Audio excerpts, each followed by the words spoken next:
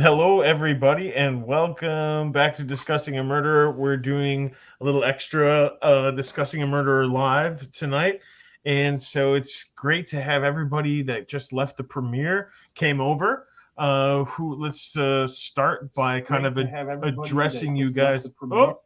Addressing you guys in the chat who came in. Katie, welcome. Just Rhonda, welcome. Becca Chu, welcome. Colette, Case 10, Kathy, Maz, Gloria, Kelly, Kathy. I think I got everybody. I don't recall. Susan, Dark Side of the Moon. I think I got everybody. If I didn't, Bob Bailey. How you doing? Welcome back. Thank you guys for coming. And where are we? Kathy, Dark Side. Really appreciate you guys coming. I thought that was a really fun live. I really enjoyed that one. As I said at the end of that premiere, that I always learn the most. Like that's what I feel like I have. I'm so lucky to have the brains on the panel, and so I feel like I've learned so much just from where we are, from where we started. So I'm always appreciative of you guys and what you contribute. Um, how's everybody doing? Maybe Jack. Hey, how you doing, buddy? Doing well.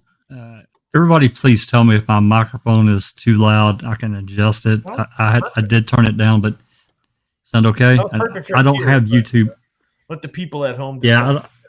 yeah, that's what I'm talking about because StreamYard's a little weird about my microphone for whatever reason. So, anyway, doing well. I really enjoyed that premiere. We had a really good discussion, I thought, and we talked a little bit. Well, actually, it actually came out several times about the burn barrels, and I don't know if that's something we can generally discuss, at least from my knowledge. I'm going to tell you, I don't have a lot of knowledge about the barrels, only enough to know that the chain of custody was terrible. It was a disaster, in my opinion.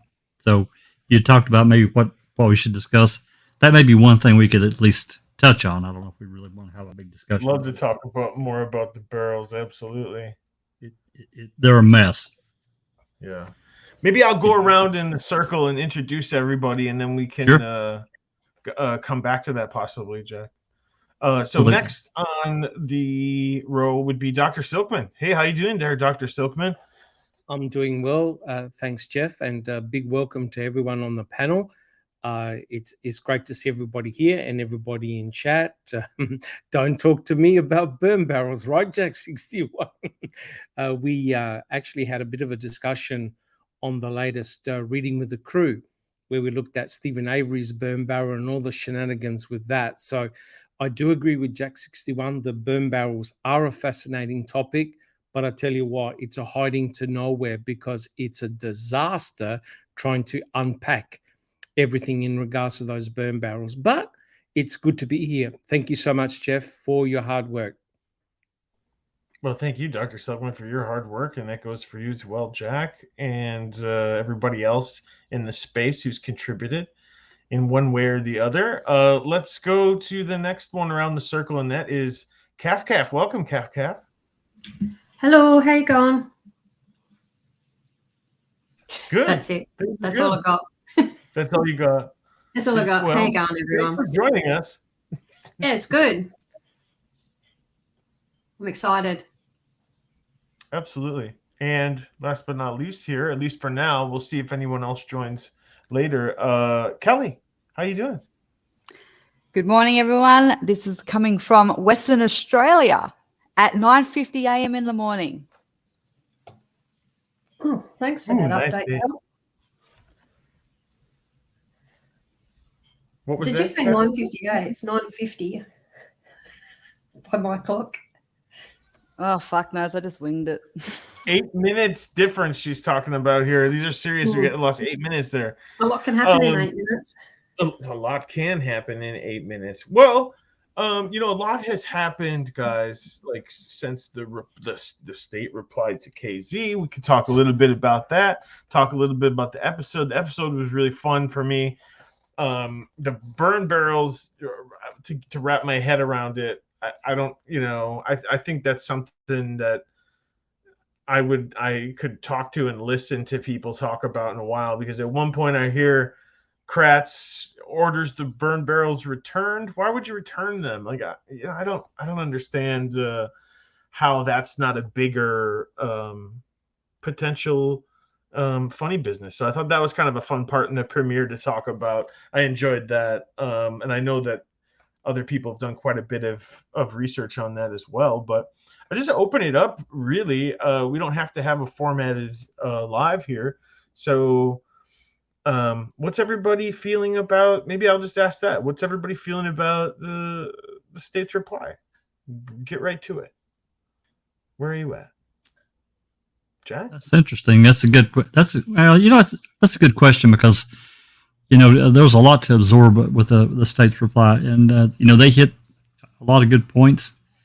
I don't particularly like the writing style of Lisa Comfort, because for what right, wrong, or different, she isn't supposed to be a professional person within the state, and she got pretty snide and snarky, I think, in part of her reply. I know she did it with reason. I get it.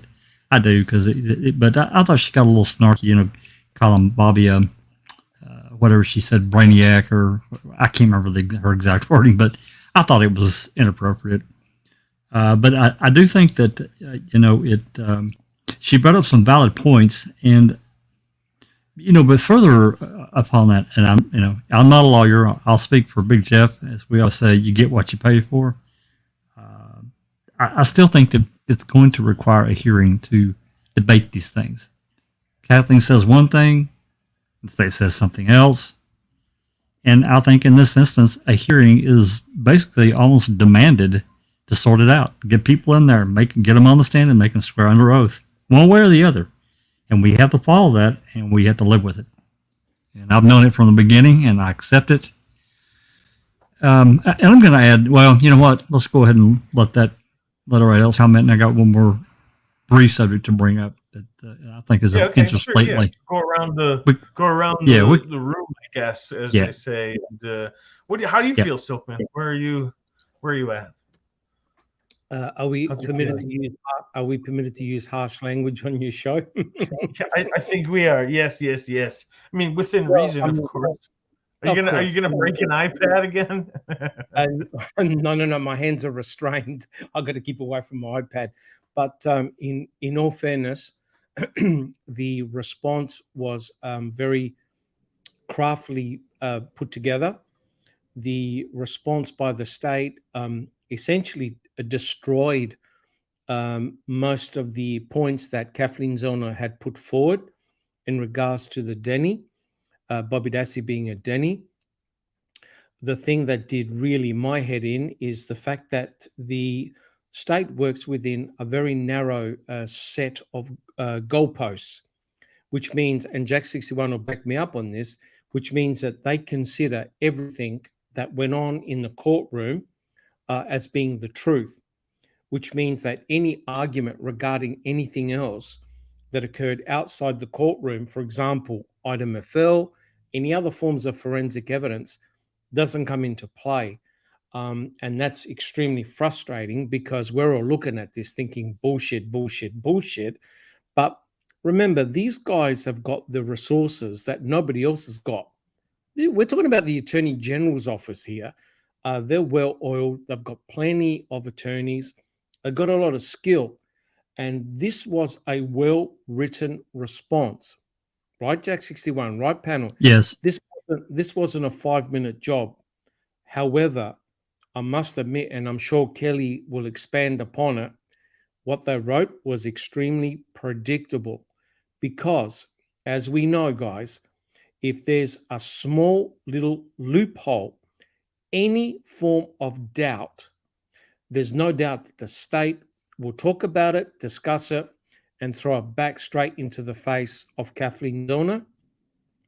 And I feel that, yes, an evidentiary hearing will sort a lot of the things that were discussed in the response.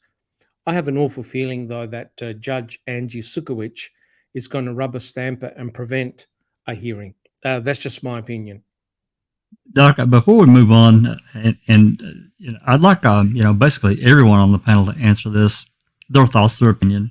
I know we're just spitballing here, but the very fact that Lisa Comfort really made pretty a lot, basically saying even if it were true and Bobby was pushing that Rav, that doesn't mean he killed Teresa. I thought that was probably out of everything that she wrote, there was a couple of things that really stood out, and that's one of them.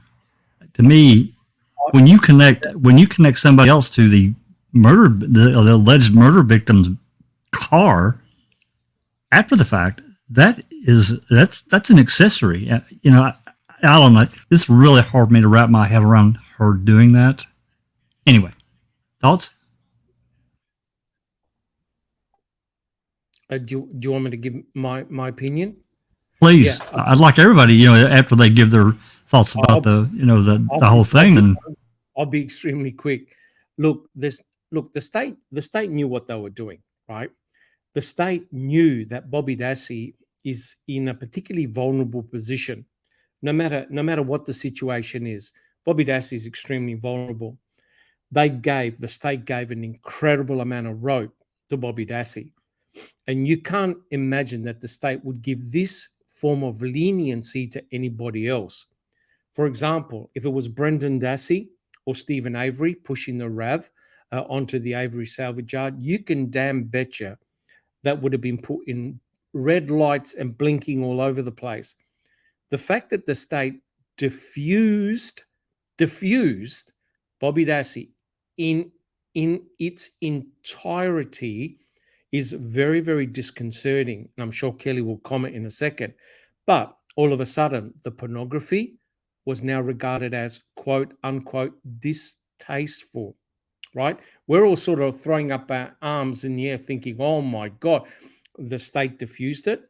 And as you said, Jack 61, the mere fact that Tom Sawinski had observed what he thought was Bobby Dassey, the state couldn't give a stuff. The state was saying, well, how do we know that Stephen didn't coerce Bobby to put the vehicle in order to hide his crime?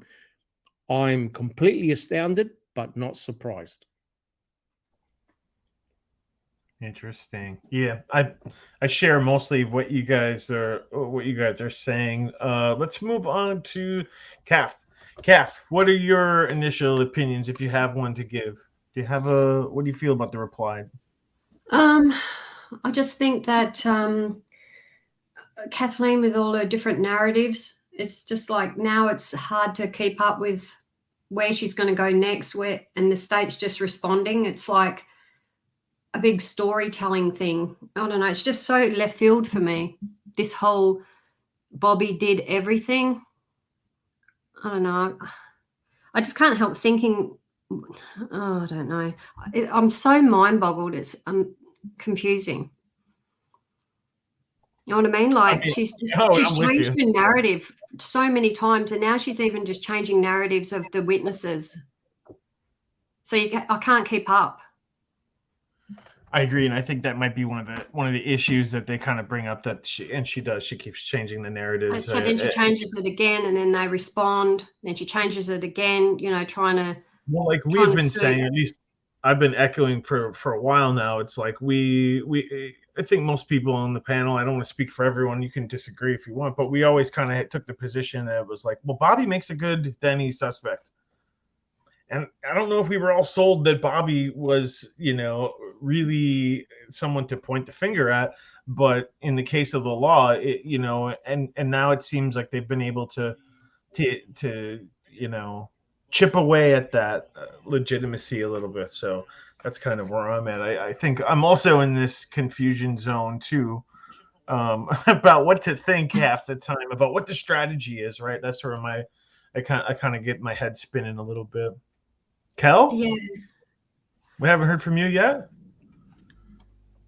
Yeah, so how long have we got? The floor is yours. How much you need? I'm going to warn everyone, I am not going to be a favorable person after this. I have read this about 5 times. I printed it out in paper format, so I could go through and highlight and really just break it down to understand,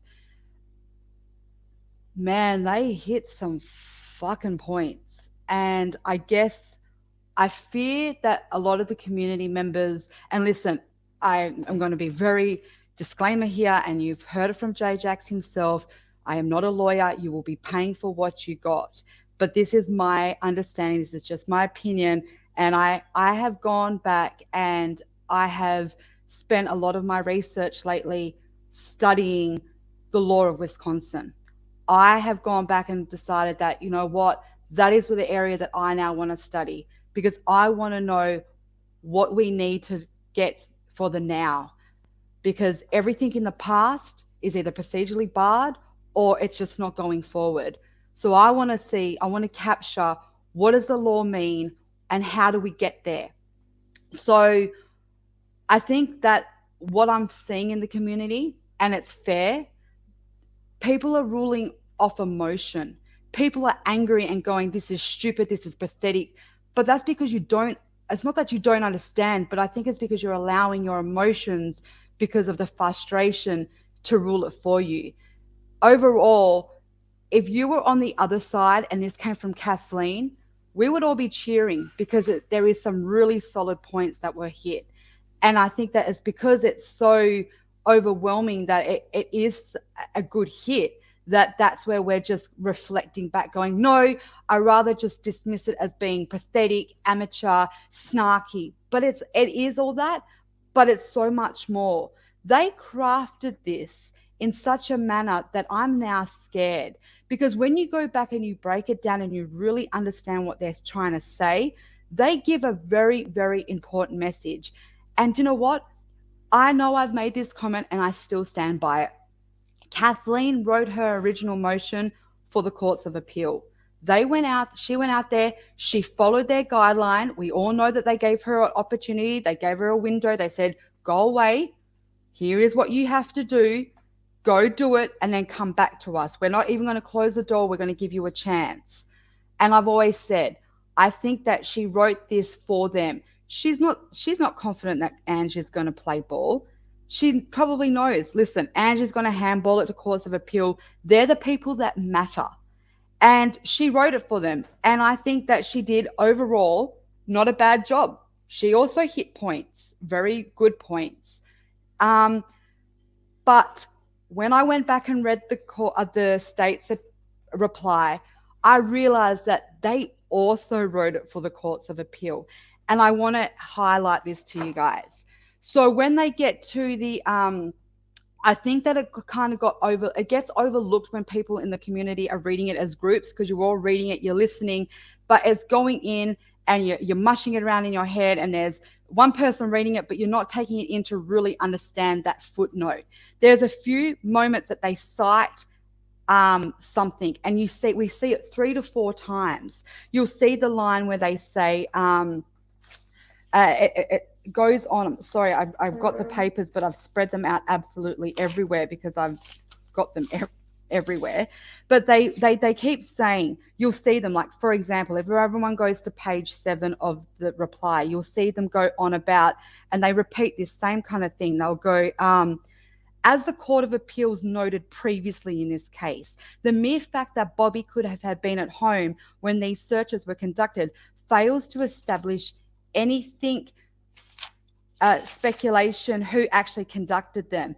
Then it goes on a little bit more, and then it goes again, next page, page 8, you see it again. As the Court of Appeals previously observed, the existence of the searches is not a fact that would be established that Bobby was even in the house at those times, let alone was the person using the computer. They cite Avery 2021 WL 3178940, I think it's footnote or paragraph 67, note 25. So I kept seeing that same citing of that paragraph. They keep referring back to the Courts of Appeal. And I'm thinking, what is it that they want to remind Ange? What do they want her to read that the Courts of Appeal have already addressed this? I can't remember them already addressing this. What the hell are they talking about? And then I was like, okay, let's see what it is. So I went back to the Courts of Appeal reply to Kathleen when they gave her the full denial.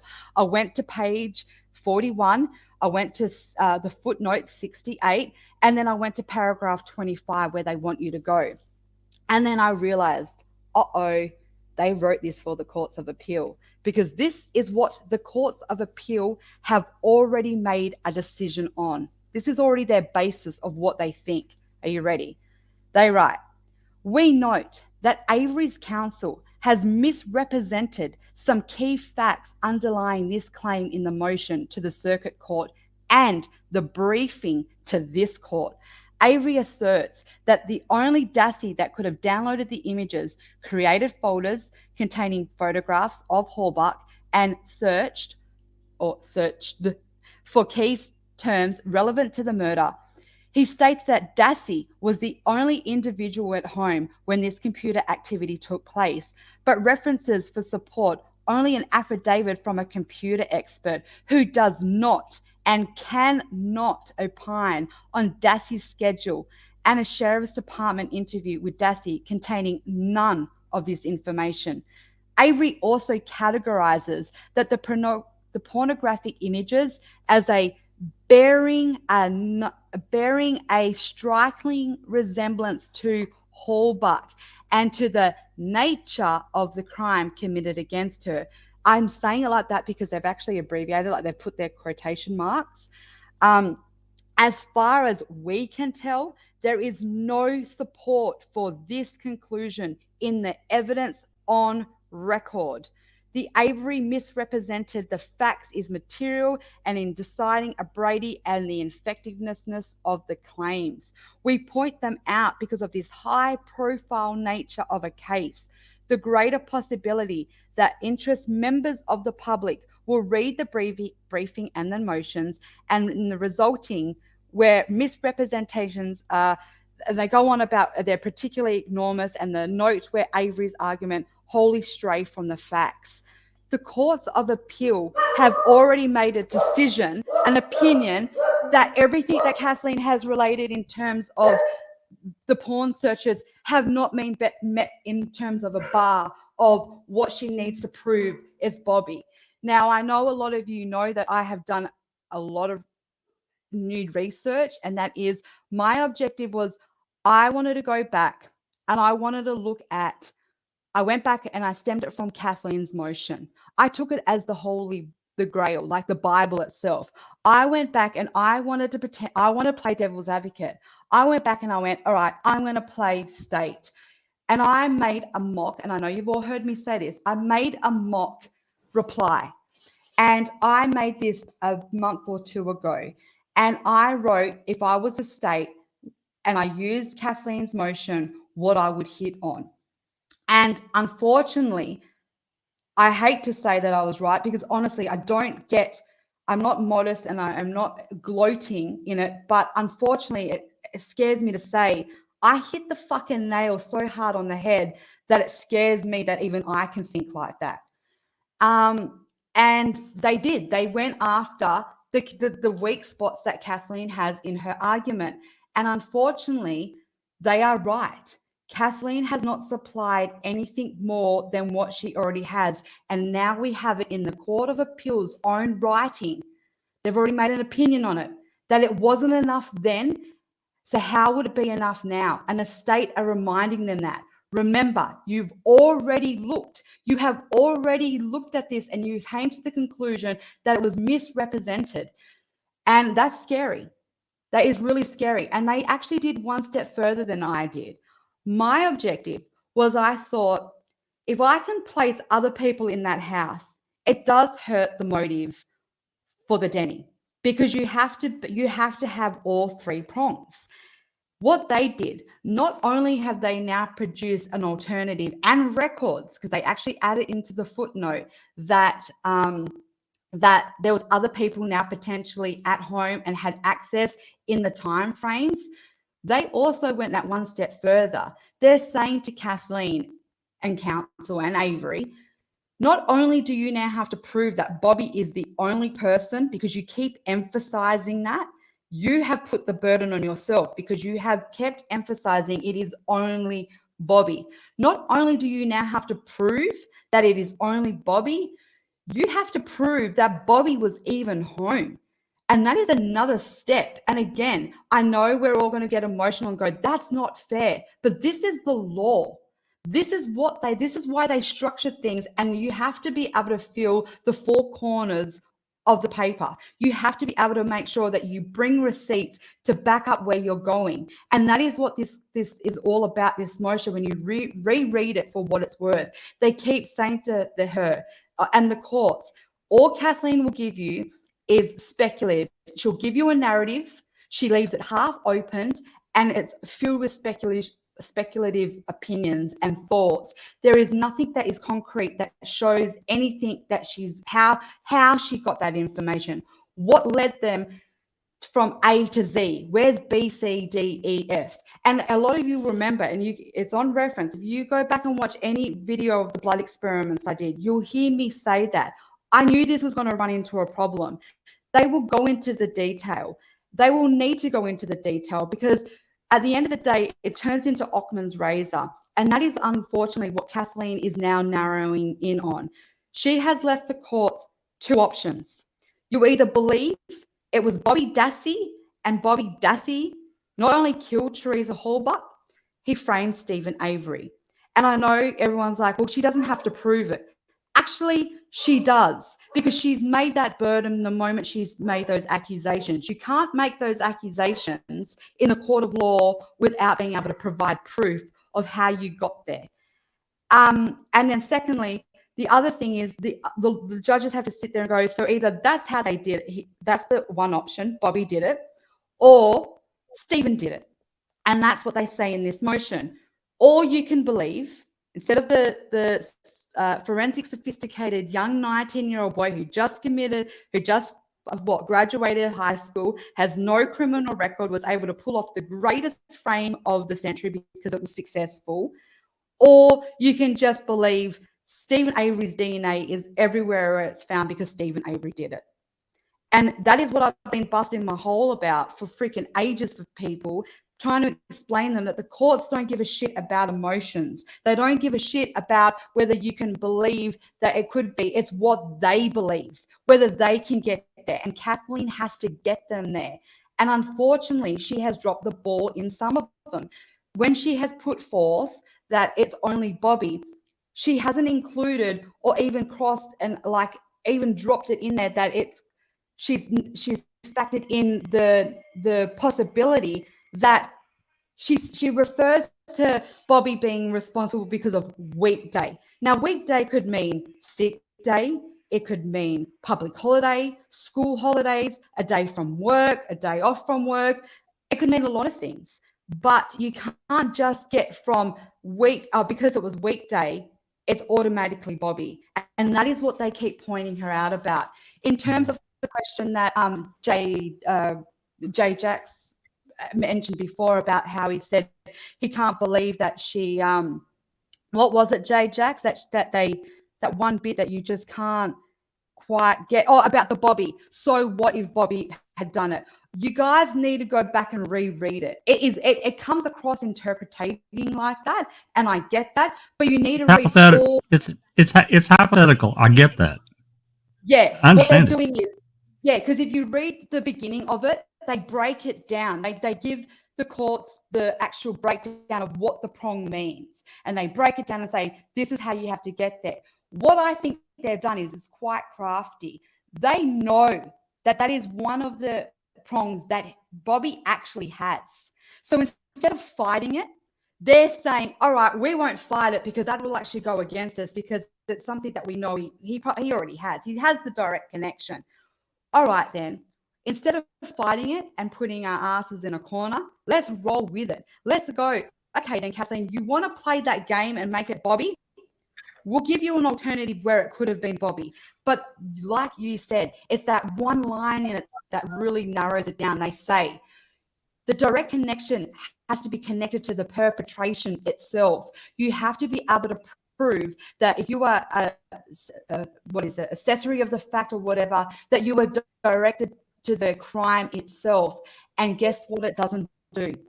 It still doesn't eliminate Stephen Avery. And that was their point of it. You can claim that it's Bobby. And yes, he might have direct connection, but although Kathleen has maybe even proven that, they said, what she doesn't do is she still doesn't take away her client. And that is the problem. And they say to the courts, you have to review this as the totality. You have to review what happened in court and what is now said, and you cannot just rule on would it have changed it now. You have to think about, if you slipped it into the courts back then, would it have changed the outcome? And they're saying no, because Bobby Dassey was not the only witness. There was 16 witnesses and like 12 experts. And then they even get cheeky and say it was the forensic evidence against Stephen that prosecuted him.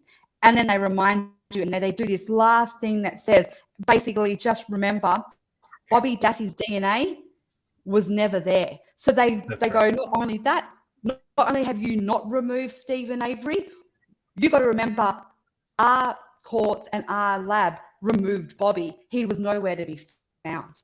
There you go. Good. Well, that's a lot. Great. Thank you, Kel. That's a lot to soak up and soak in. But while we're soaping that up and soaking that into our brains, that's a lot of info. I kind of want to pose a question. We'll go around just like we did previously, and I'll start with Jack. Jack, you can comment on anything Kel just said or whatever, but I wanted to pin in a little question with you.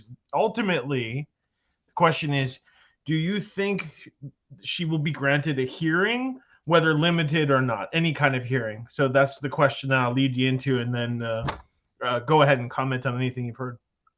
And then we'll go to Silkman after that. Well, you know, I think that Kel is right in much of what she said, in the way that the state responded. But we have to come back to the primer, or what the kickoff is. Anything we can speculate all about around anything I'm about to say follows, but the whole primer is the call that was, that Kathleen didn't get until this year. And that's the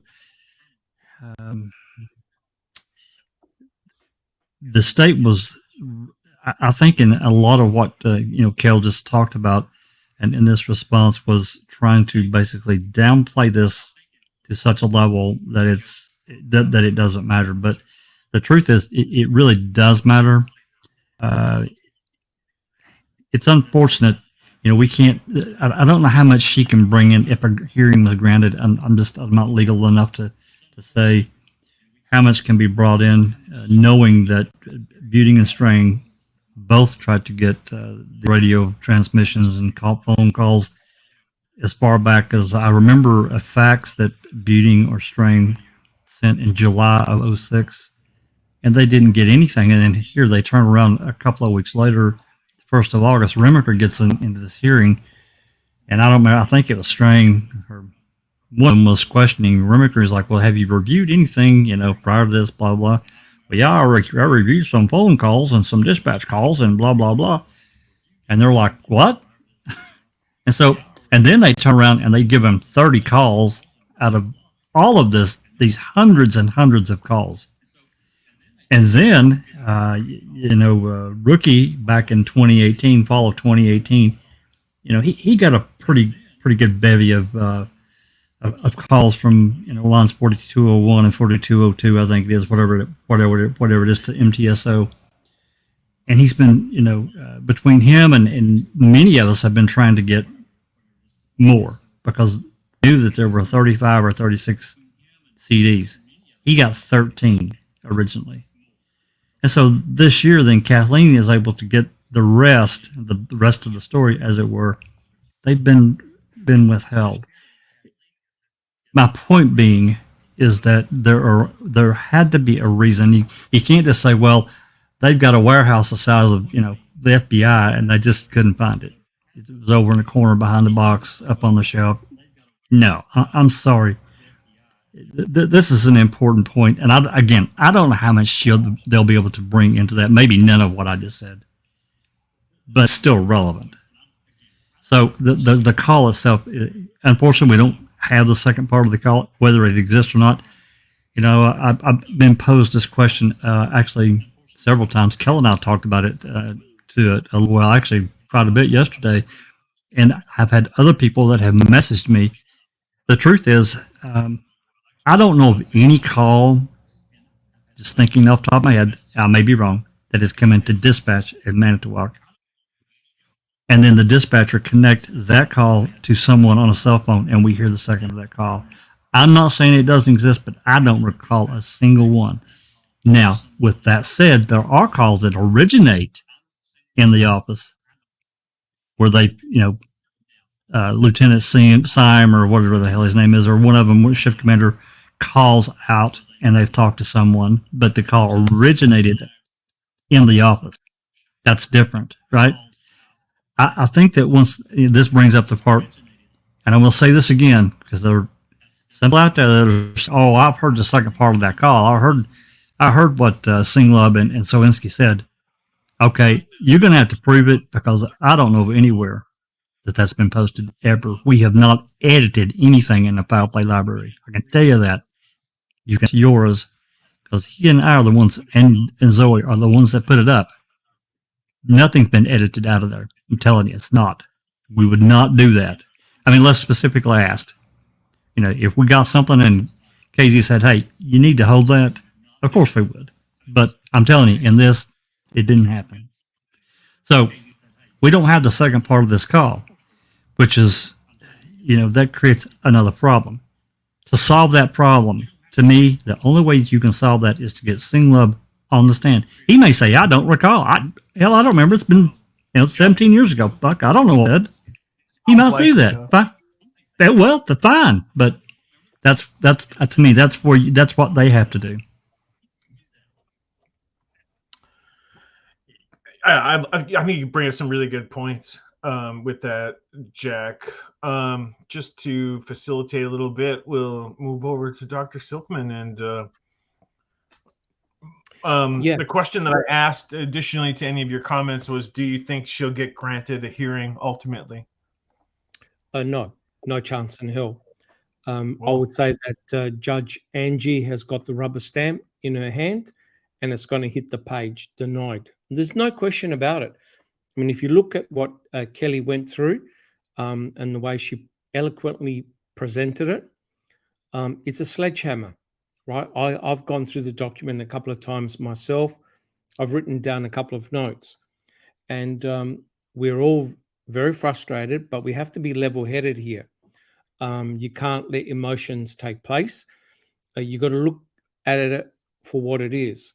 And what I find depressing in a way, that it wasn't the state that sunk Kathleen Zellner, was actually the brother of Brendan Dassey. And that's Blaine. And that's all I have to say about it. Because that's right. had Blaine been upfront, honest, and told Kathleen Zellner right back at the time he wrote his affidavit, and Jack 61's seen it, we've all seen it. I've done no searches for pornography. I've only used the computer to do my homework. Kathleen Zellner, if Kathleen Zellner knew back then, when Blaine did his affidavit and said, Miss Zellner, I didn't exactly tell you the truth. It was me that did these pornographic searches on such and such a time. That, I believe, would have had a big influence in the way Kathleen Zellner wrote her latest motion. And to absolutely agree with that, Doc. And to think that a family member has now almost ensured that his own brother and his own uncle are not going to go out of prison unless by some miracle there is a whistleblower and someone comes forward with a confession. The state are just laughing. And as you know, guys, we have looked at a mountain of forensic evidence.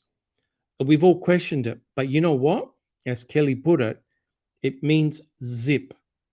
Because Kathleen Zellner has been procedurally barred to talk about just about anything. And one of the items in that filing is talking about item FL. I just about smashed my computer again. But remember, and it's true, guys, they consider that as truth because Dr. Chris Palahniuk was not in during the trial. He never presented a counter argument that item FL is complete bogus and bullshit. So therefore, They hold on to the fact that Stephen Avery used that .22 Marlin rifle in his bedroom. He shot Teresa Halbach at least twice in the skull, and he left Ida Meffel in the bottom of his garage with Teresa Halbach's DNA. That, my friends, is regarded as fact. Nothing else that Kathleen Zellner has found can now be introduced. So therefore, the state basically were laughing at her before and saying, listen, you're going to put in a filing, you got to have all the Denny prongs. So she did. And now look at what the state have done. Because of the searches done in part by Blaine, not only Blaine, but the fact that there were other boys in the house, other members that could have come in, search for the violent pornography, etc., the state has completely diffused and disarmed Kathleen Zellner eloquently, perfectly, and none of us can say one damn thing. I don't know if Kelly's got anything to add, but hey, it's almost like a checkmate move. It's brilliant. It's disgusting, but I tell you what, you can't criticize it. You cannot criticize it. It's accurate, even though harsh, take Correct. on that. I mean, that's just the way it is, and it can't just sit here and sugarcoat it all night. And you cannot. You cannot. Appreciate those comments, Dr. Silkman. Let's roll over around the circle to Kath and give her an opportunity. One final point. Yeah, go ahead. One point? Absolutely. And we'll talk about it after. Sorry, Kath. That goes to show the importance of presenting this material back in 2007 during the trial, not now in 2022. Thank you. Thank you. Kath, you have the floor. Don't forget the question is, do you think she will get a hearing? No, I don't. And even if she does, it's like she writes her motion, they address each thing. And like you've all said, she's starting to get procedurally barred against everything. Just the fact that even like I know where she's going, trying to meet the prongs and Bobby as a Denny, but to go as far as saying, that he planted the blood and he did all these scientific things, all without leaving his own DNA behind, it is a laughable, really, unfortunately. I don't know. Yeah, no, I just don't think it's going to happen for her. I just think it's getting so far from the truth that you can't, just because you make up a good storyline doesn't make it so, if you know what I mean.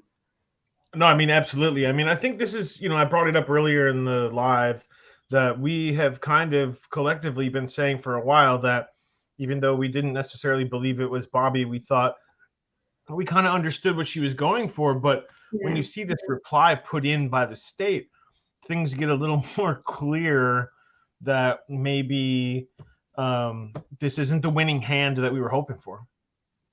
No, exactly. And I think the phone call, the other end of that phone call, would have probably made a huge difference. But and she seems to be repeating herself as well, and they keep calling her out on it. Brian posted a good comment. He said she didn't credit Bobby with FL or the hood latch in the state, called her on that.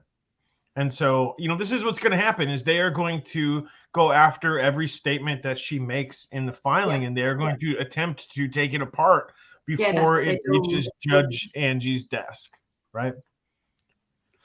So I guess at this point, go ahead, Kath. Sorry. Yeah, and with no DNA from Bobby or no actual facts on paper of any type as well, like, lawyers and things like that, they all want facts, they want paperwork, they want the dispatch calls, they want all this. Otherwise, this is just going to continue going back and forth.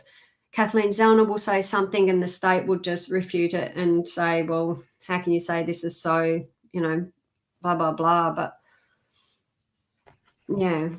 basically you guys have already covered everything. Well, we've covered parts of it. I'm sure Kel, we don't have enough time for her to cover it all. Do we, Kelly? Are you still there with us? Or have you been doing more research in the background? No, I'm definitely here. So there is a lot to cover, and I definitely want to eventually. I know that I say a lot, and I keep referring to my mock reply, and that I called it, and then I talk about Blaine being at home, and there's circumstances around that. In fairness, I want to eventually share it with everyone because I think I want everyone to come on the journey with how I got there. And I think that if we do that, then you will understand how the state are getting there as well, and where they're trying to, that's their angle of attack.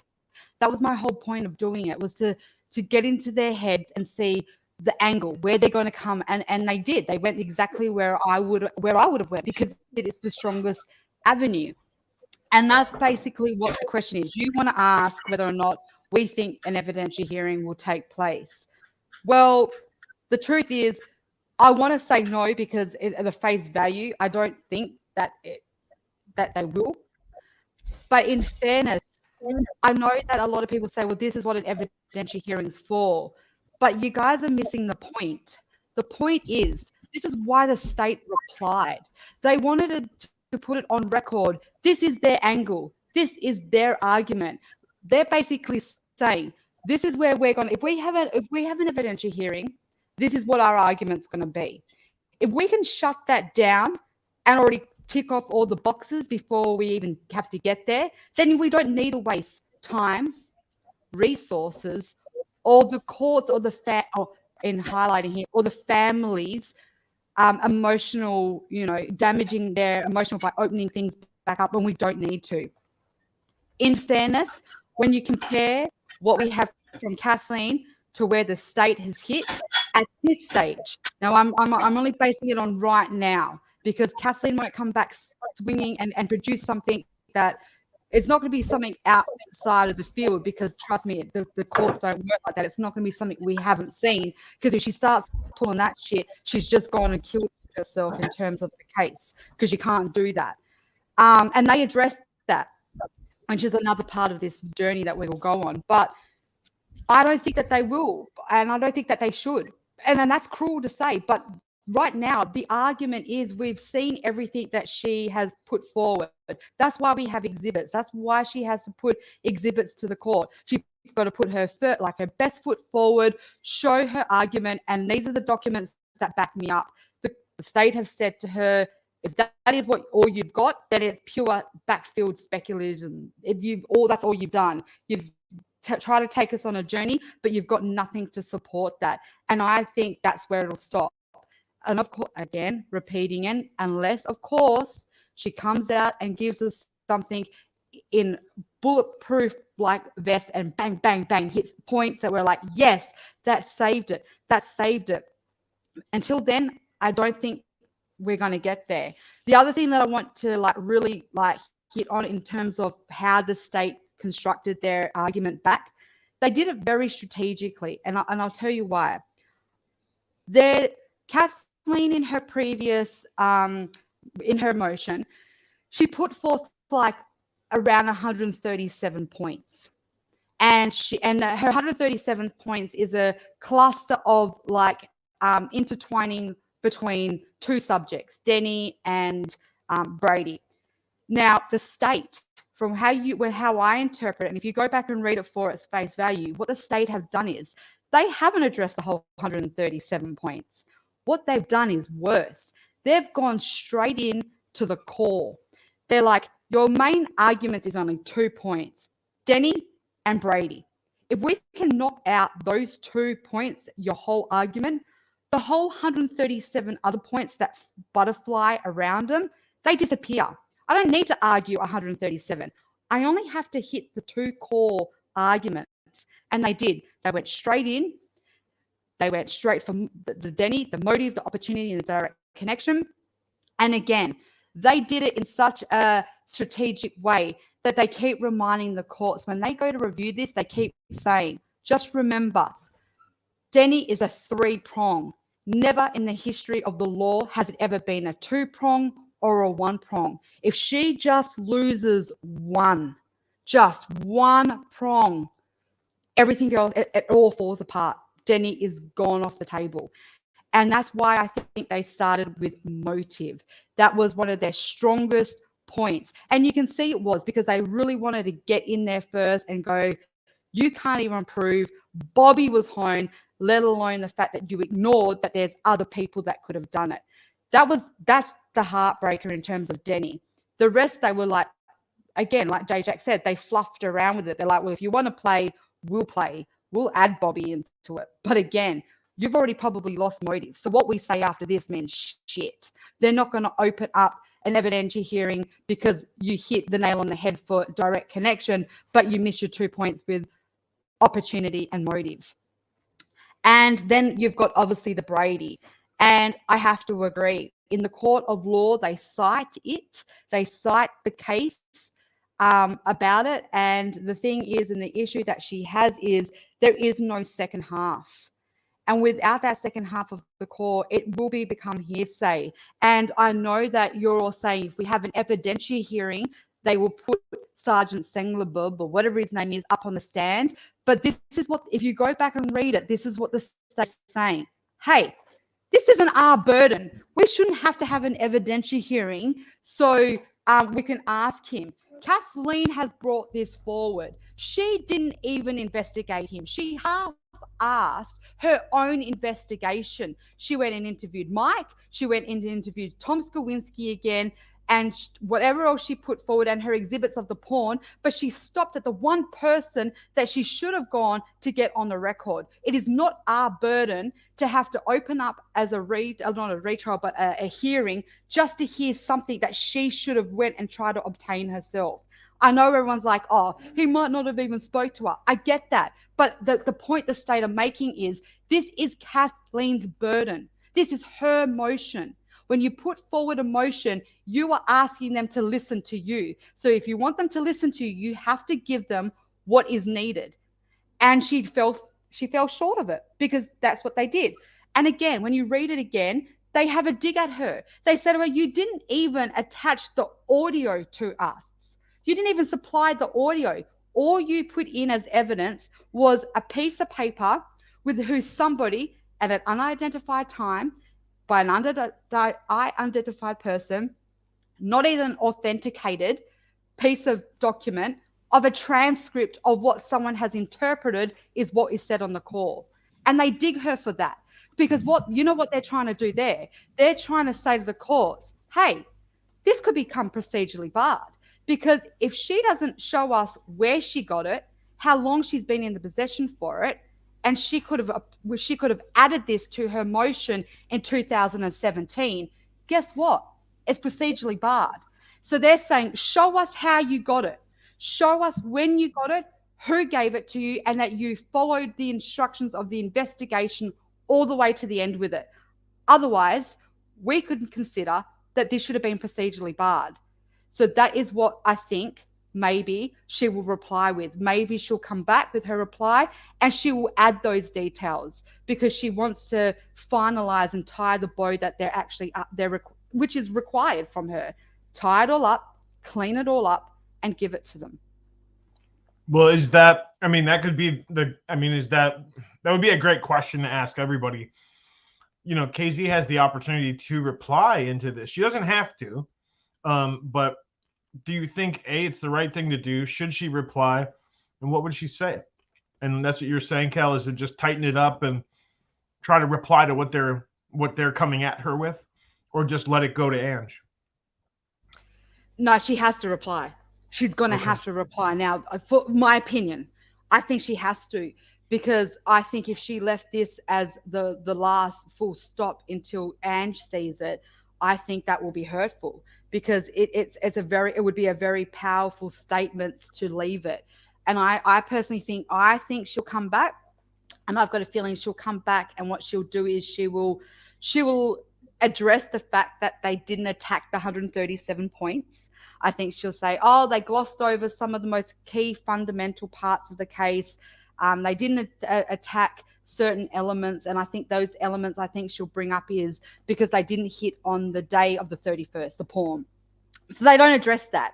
They don't go in there and say, they go on about how merely the whole 128 searches can be wound down to 28, and then you can wind them down to 3, and that there is no evidential like value in them in terms of relevance. They cite the courts of appeal opinion about that already, but they don't ever factor in the fact that Bobby could have been up making porn searches that day, which then ultimately could have sparked a motive, theoretically. So I think she'll hit on that. I think she'll also hit on the fact that she has alluded to the fact that her experts have said that there was deleted message pornography searches in between certain times before the death. I think she'll say, well, they could have been the evidence that we needed, but we'll never know. Unfortunately, I think that she'll get pulled up for that, because if you go back and you read her experts, they never actually say that when you read her experts' opinion about the deletions, if you go back and read it for the content itself, they actually say, we presume that it's deleted because we just can't find it. So they're not even making it a factual thing. They're just guessing that is an option. And I think, again, she runs into the fact that the courts will say, okay, you've given us an option, but prove it. Prove in the documents that there was a deletion versus that there was just no internet, because there's also phone calls from Barb where she's saying to Stephen, oh, I've got the computer guys out here because we haven't had internet for like 4 months. We've got no stable connection. So there's that. And I've done the research on the porn. There is spots where there appears to be no connection. It's not unusual to see no activity, and it's all different timings. For example, and again, when we produce this and like release all my information and all my documents in paper form, I will show you. But again, for example, when you first get the first date of the porn, you will see that it goes from like May to then June, and then July, and then nothing till January, like to July, August. There's like 45 days of nothing, 24 days of nothing, 3 days of nothing, 2 days of nothing. It's almost like someone is getting like prepaid things. They're using up all their data or their megabytes, and then they're running out, and then they're not retopping it up.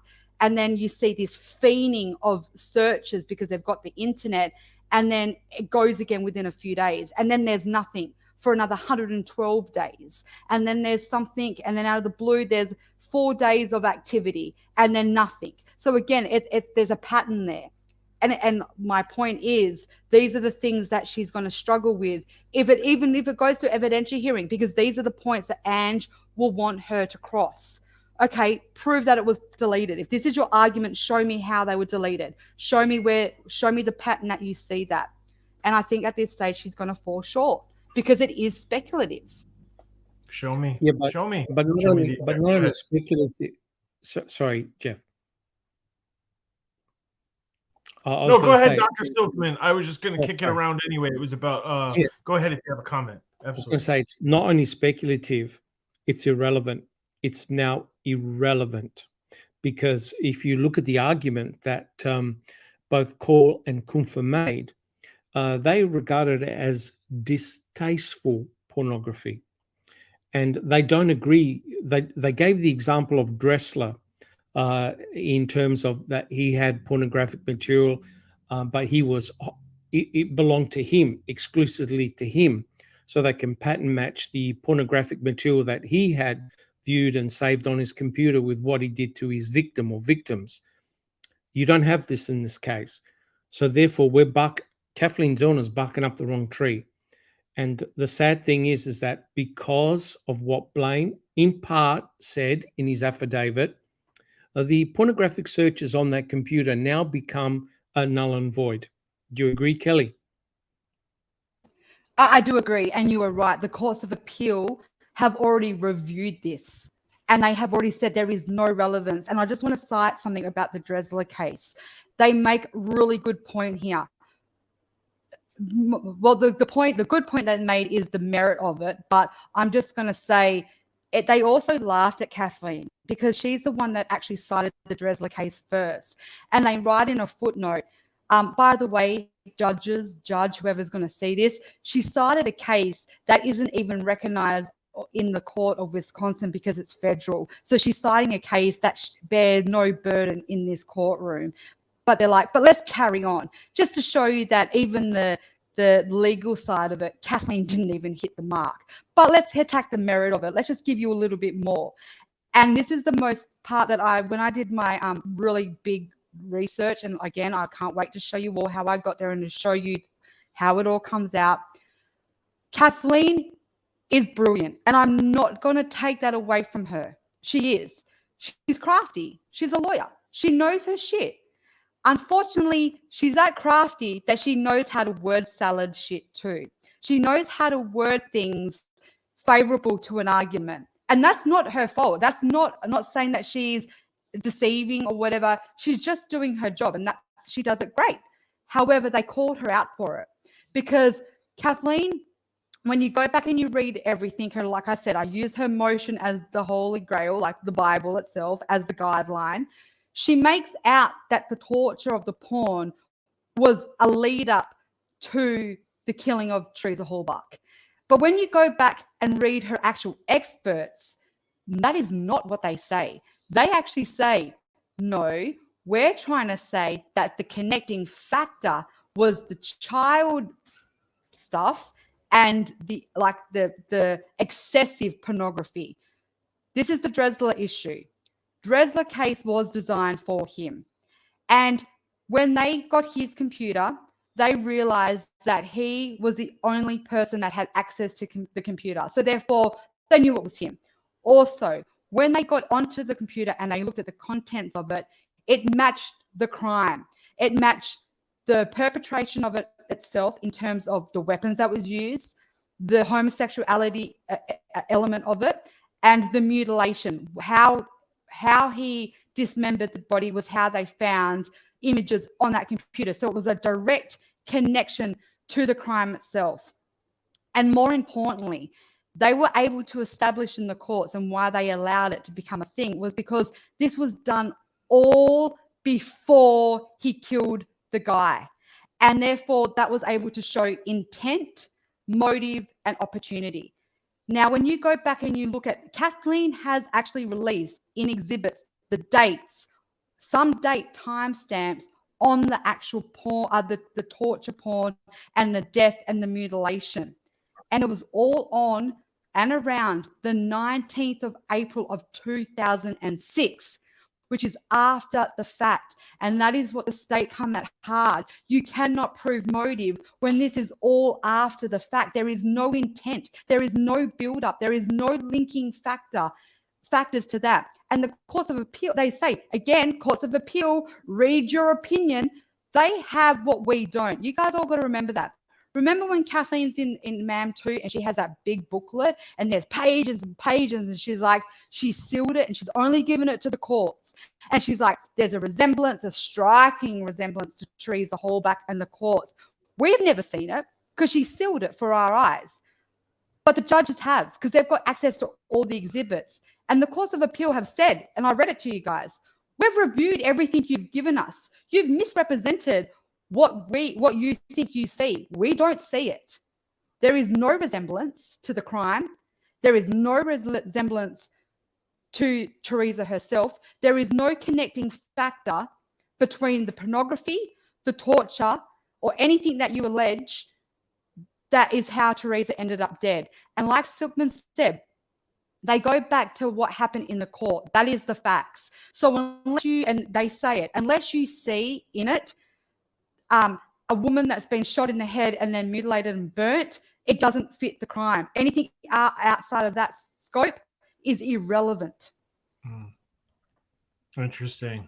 Well, what Kelly said is what we've been saying all along, right, Jessica? We've done a ton of podcasts in this, and we've done Reading with the Crew, where we're looking at specifically Bobby Dassey. The big problem is a lack of specificity, right? So in other words, you have to directly prove that it was Bobby Dassey who was looking at this pornographic material. And unfortunately, it's very, very difficult to do. And because there were other boys and other people in the house, and the fact that it looks like Blaine was looking at a lot of pornographic material as well, it's now completely diluted Kathleen Zellner's argument. So then now it's like a shooting gallery. So the way the state have approached it was that her filing is like a deck of cards. You know, you take out one card and the whole thing falls down. And that's why they're attacking Bobby Dassey as being a Denny. So they've looked at all aspects. And Jack 61 and others will back me up. They're now even laughing about the Tom Sawinski call. And they even stated, hey, so what if Bobby Dassey was pushing the RAV? Who cares? So what if the RAV was found at the turnaround? Who cares? Stephen brought it there. So no matter what evidence is found, no matter what inconsistencies are found, the state will argue that Stephen or someone acting under the instructions of Stephen did or committed those crimes for him. So it's a non-winnable situation at the moment. Well, I think it's going to take, the problem is the call, right? At the end of the day, the problem is that Sawinski made into Manitowoc, and that's what it comes down to. So even, I can't totally disagree with you all about Judge Angie denying the motion. She very well may, or a hearing. I'm not entirely sure that the Court of Appeals will settle on that. I don't know. They gave her a pretty narrow set of instructions, and this call was what's held for so long. And now you have to remember, you have his girlfriend that gave her sworn deposition, or ex-girlfriend. They're not together anymore. She was willing to step forward. They didn't really address that, but I just don't think any of it is enough. It's just not enough. Well, you may be right, Cap. Here's the thing, though. Lisa, and I think she asked it probably several times in her reply, was, would this information have altered jury came back with in 2007? And they're saying, well, of course not. No way. It wouldn't happen. But I got to tell you guys, I beg to differ that if this had been brought forward in 2007, Sawinski gets called to the stand. He says, hey, look, I called in and no one ever called me back, but I saw a person and another person pushing this RAV down the road. I have to think that the jury would have been like, wait, what? And I do think it would have made a difference. Now, would they have still found him guilty? I don't know. I do think that the jury was afraid if they came back with a not guilty verdict. I think that they were probably in the jury room about that, because he was vilified at that point. He had been so vilified in the press. I don't know. I just think that the call itself is it's kind of a little bit of a noose around their neck, and whether they will, it may not be enough, Cap. You may be completely right, but to let it go, I don't know. I could be wrong. It could be the noose around their neck, but it's really not tighten that tight, is it really, when there's no other end to the call? Well, that's where the hearing may be forced to come in, and for Single Love to be called and said, hey, what do you remember about this call? Well, I don't remember a damn thing. That's 17 years ago. Are you crazy? I can't believe Kathleen didn't even speak to him, did she? No, Did that's she what they interview went him to at all? about. Nah, that's part of their argument. They're like, you didn't even, you've started the burden of trying to say that, there was a potential Brady, yet you didn't even follow all the way through to ask a part, like, where did the investigation start, stop, nothing. You just stopped at Tom Sawinski and Michael. It seems like she does that with everything. It's like Bobby, like being able to get the blood and plant it and then get the RAV and do all these horrific things to Teresa, yet there's not a scrap of DNA or any evidence at all that even leads to him. You guys do realize, and I this was part of my mock motion that I found information to, and it's available. You guys just have to go back to Judge Willis in 2010, and actually it's in the motion because Kathleen cites it. That's how I actually found it. When he considered Bobby as a Denny, because he did. Bobby's already come in front of the courts as a Denny in 2010. Judge Willis had a review. Now, his final conclusion was basically he probably meets 2 of the prongs already. Even back then, in 2010, Judge Willis's opinion was he already met at least 2. He gave him direct connection and opportunity. He said there is no motive. In fairness to Kathleen and Stephen's case, the porn wasn't a thing back in 2010. So there you go. But what people kind of don't get is what ended up happening is what Judge Willis kind of did. And you can read it because Kathleen explores it and she does it in the motion and then the state attack it as well. He then says, he kind of creates a 4th prong. And I know everyone's like, no. I'm like, go back and read it. He actually does. He now wants, the burden now becomes this. You have to prove motive, who killed Teresa, opportunity, direct connection, and the 4th and very new one is who and how and why framed Steven Avery. And Kathleen addresses it. She, in her motion over and over throughout the years, she always says, this is who framed him. And you'll always be like, the framing thing. That's because that is actually a new prong. If you're going to make an allegation that there was a framing, it comes with its own criteria that you have to meet. And you see the state say that. You now need to have the how, the why, the when, the who is part of that criteria now. If you're going to put on a defense as a framing and a planting scenario, it creates its own burden. And that's where Kathleen does it when she shows that there's a potential that Bobby stole the blood from the sink. She's trying to guide us through, and the court's like, hey, this is how I'm trying to meet that new burden of the framing burden of the new prong that's been basically created for me. I now have to prove who and why someone framed Steven.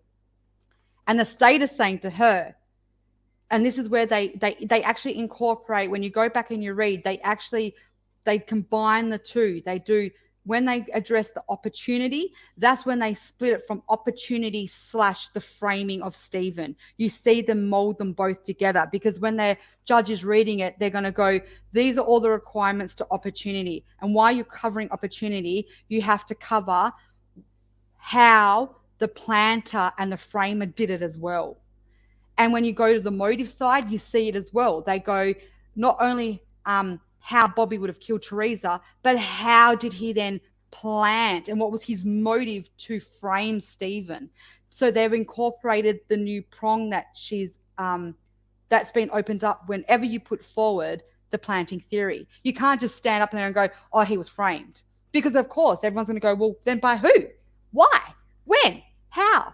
And that's when they do that 8-point breakdown like an onion. They basically say to the judge, if you want to believe that he framed Steven, you have to get past the most what do they call it? They call it like the nature's. Oh, I've got to find it, but they go on about it being just like the basic nature human skill. And they're like, now let me give you 8 parts to that spider effect, the butterfly effect. To get from A to Z, you have to hit all these points. Kathleen doesn't hit these points. You have to prove when Bobby did it, how he did it, why he did it. And that for me was like the ouch moment, because again, they might find merit on a few things, but then when it comes to like really have to take in the totality of it, you might get past the prongs, but then you're kind of stuck with, but framing him does make no sense. And they address it, and they have a point too, because that's her defense. Someone framed him. So then who? How? Why? And let's not forget the most absolutely dog in your face a fuck you to Kathleen, a fuck you to Stephen, a fuck you to us as community searchers. Page 33, the police frame-up theory was a far more believable defense. They actually wrote that. Ouch. Ouch. Well, actually, they made that suggestion multiple times throughout that response, and this is the difficult nature of it, because to be honest, I'm not 100% sure whether Kathleen Zellner believes everything that Bobby Dassey did everything, but here's a horrible, horrible situation. One, in my heart, I believe that this was a two-part setup: the killer and the involvement of law enforcement. The problem is this, right? Yes, I know that the state laughed at Kathleen Zellner and said, haha, you should have stuck to the law enforcement doing all the planting, you know, because they had the opportunity to set Stephen up. Why? Because they had access to the forensic evidence. And they also had a massive, massive motive to shut down the civil suit case. But the problem is this, right? How are you going to package this into a filing and motion to say, I believe that this was a two-part event? The killer, who I don't know who it could have been, and I believe that law enforcement were ultimately involved in setting Stephen up for the frame up. How can Kathleen Zellner then present that to a court? Because they'll just laugh in her face, right? Because now you've introduced a higher degree of complexity. You've got a killer who killed Teresa Halbach for whatever reason. And then you've got the second part, which is, okay, law enforcement just used the opportune killing of Teresa Halbach to set Stephen up. Now, that's not implausible because, like I said, the law enforcement had a massive motive to shut Stephen down and get him back to prison, right? But how can you confidently present that to a court and say, look, this is a two-part event, the killing, the setup, right? So Kathleen Zellner went with the advice of what she was being told. Hey, look, you got to present a super strong Denny. You got to present strong Brady violations to even get your foot in the door. And now look what's happened. The state have now attacked every aspect of her filing. So now how the big question now becomes, what does Kathleen Zellner do next? That's the big question. That's right. You know, it kind of brings me to my question that I would like to ask. We can spin it around the circle again. You know, can she develop new evidence while this is in progress and make a plan B? You know, is that something to consider? And you know, is all hope lost on this? Is all hope Never. lost? No, never. but I mean, you know on this that. motion, you No. know. Well, No. you know, Okay. here's the thing: if something new gets presented to her that she didn't have before, she can file on that. Absolutely. Now, can she? I guess she could, request to addendum or add to, her previous motion. She's done that before. But to add to that, one of the biggest problems. I won't say it's the biggest problem, but one of the biggest problems in this case is evidence being lost or hidden. And I'll give you a brief example of this. And, of course, this is 17 years later, and I don't know who all has these photographs. As many of you know, I made a request back, and as I was going through and looking for things that we don't have, one of them was on November 6th, 2005, Officer Block from the Manitowoc Police, not the city police, not the county sheriff's office, but the regular police, had been, I guess, tasked to take photographs at some point, somewhere. I don't know where because it doesn't say. But there were 206 or 7 photographs that he took. So, well, then I get the reply back at, there's so much time has passed, that CD won't work, and sorry, you can't have them. There's no I'm going to make a request to over here or over there and see if I can get this evidence replaced. It's just you can't have them.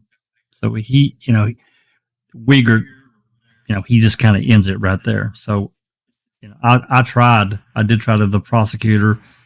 Prosecutor didn't say they didn't have them, but you can't have them because, prosecutors are exempt from records requests, and they are per statute.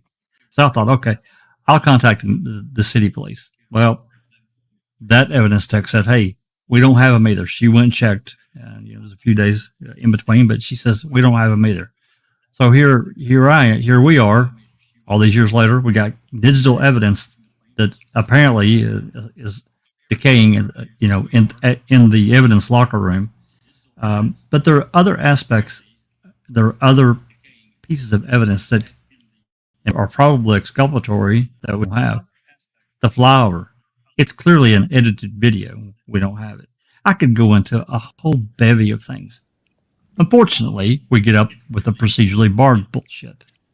And the only real way I went around that we discussed the other night is for Avery to get a new lawyer. Now, would he ever do that? I don't know.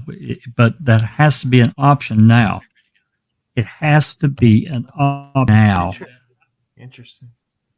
Because a new lawyer could cite ineffective assistance of counsel, and the new stuff could come in. This other stuff could come back in. A lot of the old stuff can come back in, is what you're saying. I actually Absolutely. heard that doesn't work. I got told that It does. post conviction you cannot have ineffective counsel. You can't do it in a post conviction. You can't do that against a lawyer. That's what I've been. Well, she did it. She did it. She did it with Under Buting and String. Was But this she is the new- conviction? But she was attacking him as trial lawyers, not post conviction. They Not weren't his post post-conviction lawyer. conviction lawyer. She is a post conviction lawyer. Apparently, in Wisconsin No. or the state, you cannot could see some logic do an behind that. infected. See what I mean? Dean and Jerry were trial lawyers, so she was allowed to say that the trial was ineffective because the counsel. But apparently, I'll dig there a is little law more. that says that post conviction lawyers cannot be held for ineffective counsel because it's out of the Damn, jurisdiction, because that is not, they're not arguing something, because otherwise you're just going to keep complaining about every lawyer you ever had in every avenue saying, oh, they didn't do it to me properly for me again. But if that lawyer truly fucked up, and she did screw up in the beginning. We know that. Well, then It's fact. okay, then let's just say this as a fact. Okay, then that means, let's say that you can. Then that means, for me, in my opinion, let's consider the fact that Stephen then had a window period, and I think this is where they'll come down on him. If she fucked up hard, he should have then fired her and filed an ineffective counsel immediately, not pick her up and allow her to file another motion, which where we're at now, on his behalf. And then if that doesn't work, then say, okay, I've exhausted her to the point that she can't do anything for me now. Now I'm going to just whinge that she was ineffective counsel. His window period really should have been the moment she got him completely procedurally barred, the moment she dropped his pro se motion. That should have been his window. The courts would laugh him off and say, so you're telling me you allowed her to keep representing you after the fact, when you knew that she apparently had fucked you over, but you used her all the way till you couldn't use her no more, and now you think she's a bad person? Get the fuck Well, out of maybe here. not. Maybe just from this motion, he doesn't have to say it was. Maybe he agreed with her previous stuff, and So, I mean, I don't know. I guess I hate to be in this realm. He's not a lawyer. There's Right. no way he's savvy enough to go that route. To get to the long and the short of it, it's like so much evidence has actually come across KZ's plate from researchers, from outside stuff. So like, I hate to be like put it on the shoulders, but we got to double down. We got to double down and find something useful for her to use, because the way I see it, this is what I said in for the last 6 months. If you've been listening to what I have been saying, is you need to show some evidence. I need some real concrete, show me the evidence kind of thing. And I just think it falls short on so many levels. Like we've just discussed, Kelly's laid it out. You guys have all kind of picked it apart. But I mean, at the end of the day, you know, the question was asked earlier, like, well, what's the next step to getting him out then? And that is we need to find some real, like if there is a second half to the call, or we get the zipper voicemail, or we get a rock solid something that can change, you know, that would have changed the outcome of a trial. You know, that's what it's going to take from my point of view. I almost think they're going to need a whistleblower. I said that months ago. You know, some discussions, I almost think it's going to take someone that's willing to step forward with something concrete that happened. That's, you know, that might be it too. That might be it. It's just put the pressure on the people, on the conscience of the people out there that are listening and lurking and watching all these videos to say, hey, it's eating away at you. It's time. You know what? It's been 20 years. It's time. You know, maybe you're looking at the end of your life. It's time. It's time to let this stuff go. So it's like, where does Kathleen go from here? Every time there's a new motion, it's a new suspect, and she can't follow through with any of it. She hasn't got any concrete evidence of anyone. So where does she go from here? I think that's the question. You know, that's really that. You know, that's the $43,000 or $35 million question. Really, is like, you know, and I guess that's why I'm saying, like, you need something new, something that no one's ever seen, that it would change the trial's outcome, and it's got to be physical evidence. And people that know the case know there's not many places that you can really look for that. There really aren't. There aren't that many you know, A23, right? What people are familiar? You guys are familiar with what are the most intriguing unanswered questions? Run the 8 sets of latent prints through APHIS. See what you get. There you go. Have A23 re-examined. Examine A13A. What is re-examine items? No, is it out? Can it even be brought up without some other? Well, has it already been barred? You know. Well, I mean, it is right. It is right now. Yeah, it's absolutely barred because she dropped her previous non-7406 motion. It's done. I did want to bring up one more thing, and this is, well, I guess it's kind of attached to a little bit of what we've been talking about, you know, and this is talking about emotion and feeling and all that kind of thing. You know, people are so, because the cases are so polarizing, and you know, we're so attached to you know, trying to figure one side or the other, and having this balance of, you know, looking at everything, not just our side, and not just, you know, for Kathleen. And this has come up in a number of different places in the social media world, not just, you know, YouTube, although I'm sure I know it has, and but on, you know, Reddit, on Twitter, or probably even Facebook. I don't really do too much Facebook group stuff that's associated with the cases, but this is. But I've seen some pretty specific things, and you know, I'm not calling any one person out because this is a broad subject, but this is where we get into speculation, theory, and opinion. And we can have all three, and we should. These cases are so complex that we really should have some of all of that to drive us to the next step, to the next whatever hurdle mountain that we feel that maybe we can get something. With that said, all three of these, now there may be some hard facts associated with all three. Those in themselves are not hard fact. And there's been some confusion. It's happened before. This is not the first time, but a lot of times, you know, folks get so enthralled with speculation, theory, and opinion that it becomes a fact. And I'm not talking about it. I'm talking about it. I've seen this a number of times. And, you know, the unwillingness to listen to another side. You know, we need to listen to everyone. If they, you know, Kel brings balance with this other side of the coin of what the state is looking at, and you know, any other of these other comments that we or things that we go through in detailing this past and the ones before. If we don't keep ourselves in balance and in a factual mindset, we're just lying to ourselves. We have to stay factual. We can't lie Tell to just my love- ourselves.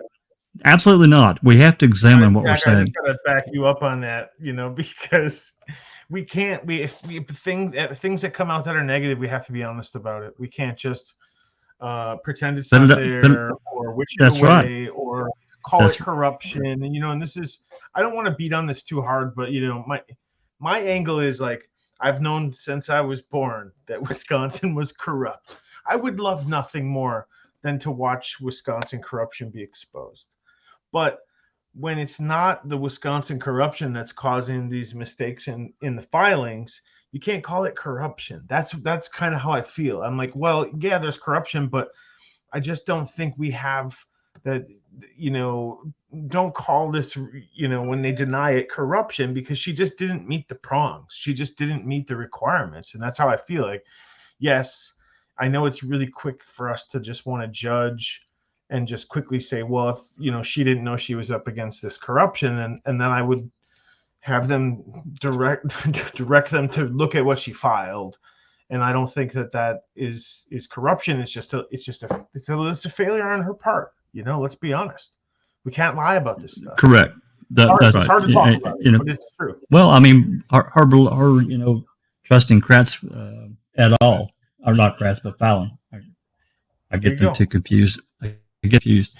And there was far too much trust that she had with him and believing that he would truly do what he said he was going to do. And, he stiffed her at the table and said, no, you pick up this bill. I'm out. Bye. There are a number of things. But again, this goes into, but the second part of that, of what I'll say, and then I'll shut up, is that, when we put stuff out in the social media world, you really should expect, and I kind of always did because I saw how it worked long ago. You're going to have someone that's going to disagree with you. You have to be prepared for that, and not get upset. It can't get mad. What's the point in getting mad if you're with people with the same ultimate goal as you, but you have a disagreement about a certain thing? Hey, don't get mad. Debate it. Talk about it. Get it out there. If you got something that's true that someone else has told you that you don't like, it's still true. You're going to have to deal with it. One way or the other. I've said this for a while, Jack, not to interject too much to you because you're on a flow there, but I want to be proven wrong. If I'm wrong, tell me I'm wrong, because I want to be right, because ultimately I want to know the right answer. And if I've been on this premise that is wrong and I've been a wrong way of thinking and you point it out to me, I should be grateful, not angry. Absolutely. Right? Let's hash it through. Let's hash it through. That's right. Talk it out. Kath, what is it that you say to me all the time and to people when we're having chats? You're like, God damn it, debunk me. Because you need people to balance you out, because then you can either see it for what it is because you've gone too deep and you're only seeing it because, again, it goes into then, personal into God, I can't even get it out now. Emotional. It's emotional. And it's you're defending your work and you get emotional. But the truth of the matter is, if someone can come along and give you a pat on the back and go, dude, I get where you're going, but you know what? I'm just going to give you a heads up. You've gone way too far. Like, you're seeing, we're all looking at the same thing, yet we've all got different opinions about it. If we've all got different opinions about the same thing, we have a problem. It means it's not so straightforward as you're thinking it is. And I've seen in the case, people have stretched certain elements of the case in certain areas to match their narrative, to match where they're going in their research. Yet someone else can come along and go, I read that exact same thing and I don't see that. That's purely do not see that. And then you want people to be able to not challenge you in a negative way, but like Jay Jack says, debate healthily, so then you can either come to a conclusion together, be more confident with where you're going, or you can let it go and move on and go, you know what? Or maybe find a new direction between the two. Exactly. Find a new direction is the perfect way to put it. Find a new direction, find a new way to kind of bring it all together. And I think the thing that I'm seeing in the community is people are offering it, and they're offering help. Maybe sometimes it's a little bit more forceful than others, but this is where it comes into the barriers of where we're all from around the world. We all have our different language. We all have our different terminologies and our speech and all that. When I write things, I write it with not with a smile on my face in a smirk or whatever, because I'm just a cheerful person, like, you know what I mean? But you're not seeing me writing it as that. You're reading the context, and I'm finding that people are taking it personal because it's a reflection on how they interpret and their feelings. And they're coming back. Carol, it's a disconnect, of having that personal. I'm right beside you. I can see you, and we can talk. That you always lose that interpersonal action and reaction, as it were, right? I think it's the challenge of our generation, isn't it, Jack? To try to learn that a little bit, right? Like, try to be able to understand that you are talking to another person on the end with absolutely a brain and a butt and everything in between, So remember the human. And that's another part that Kel just talked about. Even if you take a number of events that maybe you're talking about the same thing, but they happen at different times, and you come down the road a piece, and you form a speculation or a theory, and you come to this somewhat of a conclusion. But you've had to take some pretty large leaps of faith because you can't prove some of the in between, right? I mean, I think that the flower video is heavily edited. I can't prove it. I wasn't there. I don't have the rest of it. But in my heart, I feel strongly that it was edited. At the same time, someone else may say, "Well, no, you're absolutely wrong. You can prove it." So, but these leaps of faith, just because any one of us may believe because certain events happened, and they've taken this leap of faith to draw a theory or a speculation, it doesn't mean they're a bad person. But at the same time, they shouldn't necessarily believe that you believe what they're saying either, and take that leap of faith with you. And I've seen that too. And they get upset, they get mad, they get offended, and where no offense is intended at all. So that's all. I like a good debunking on facts, so because it saves me time. You know what I mean? Like, if I have a theory where I think these two guys, for example, have murdered Teresa, and then someone will debunk me by saying, well, they were on the phone to each other at the time. It's sort of, they've got the records and it proves that they were together, actual facts. And then I move on. It saves me a lot of time. Because, they're not going to be talking to each other on the phone while they're committing murder, are they? Certainly. Just little things like that. It helps a lot. Absolutely. It's facts. And that's where I think Kathleen's falling short. She has all these great theories and how she thinks it happened, but she hasn't got really anything to back herself up on it. Basically, I'm just seeing the state stamping I got a question. Paragraph with, it's not enough. It's not enough. It's not enough. Last episode of the show, we talked a little bit about how much money was spent on how much Kathleen Zellner has spent, and I know it's just a number, but there was that brain fingerprinting, and she spent some money on that, and it really nothing, because it's not put into court, it just seems like maybe that was just kind of a lost opportunity that I did. Maybe I'm second guessing everything that she's done now, because I'm kind of just so disappointed. Maybe that's fair, maybe that's not, but that's just kind of how my brain works. But as far as I see it, yes, we need some new evidence, and that's where I'm at. Does she? Yeah, I'm a bit disappointed as well, but Kathleen's got to be disappointed surely herself. I know she's made some mistakes, but she's up against a lot there. It's true. It's a very hard case. It would be hard. It would be a hard case to win for anyone. That's why a lot of these cases don't ultimately get overturned. The rate has got to be pretty low to overturn a murder conviction.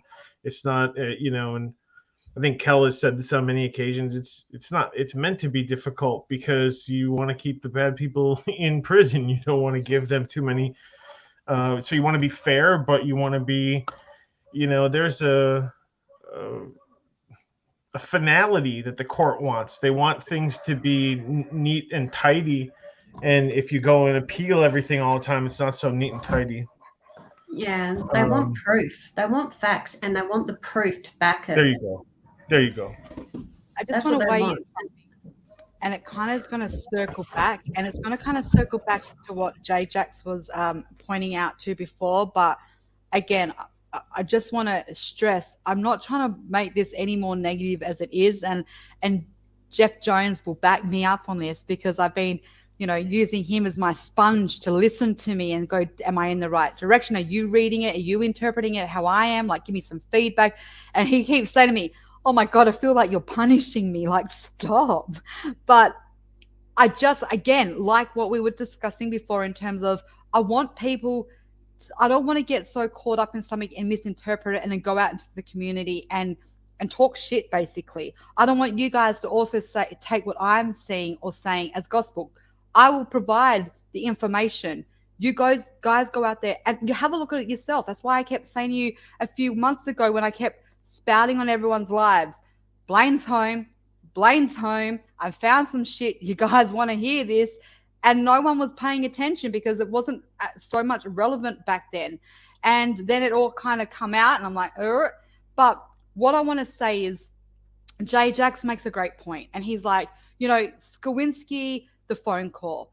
This is why we need a hearing. So we can get them all up there and go, where did it go? Although I do think she fell short of that, personally.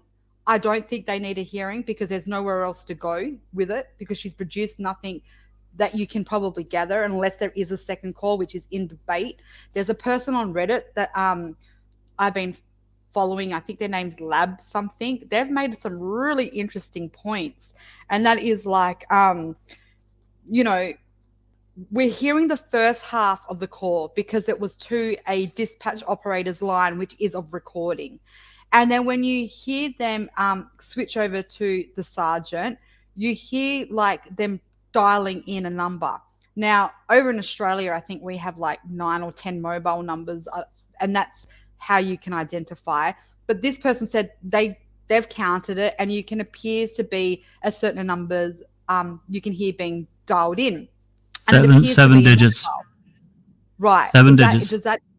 Does that equal a mobile for you guys? Okay. Does that equal a home? Does that equal a office line as well, though? Okay. So here's the catch. You can't tell the difference between a mobile and an office line. But the truth is, they make a good point. The reason why the second call might not even ever exist, not because the state are hiding it. This is what I mean. Everyone, you just can't jump to the conclusion that everything is nefarious. I like to go the opposite. I like to think of every other way that it's not nefarious. And when I've exhausted all that, that's what all you've got left, then you can kind of confidently say, well, I've explored every other way. I've given the state and the prosecution the benefit of the doubt here, and I couldn't get there without being left with it being it's on them. And here's the new problem. The second half, you can't even prove that when they transferred that call, that it was to a line that has recording. And that means that when the dispatch would have hung up, the recording line would have dropped off with them. So here's the problem. If that is a fact and then the state can prove that, and it wouldn't be hard, then all you would be left with is hearsay. Who believes who in terms of if Tom Skowinski got on the stand and said, this is what I say I said, and versus the sergeant saying, I don't even remember the call. Then it's a weight of, well, whose credibility do you go with? Do you go with the sergeant?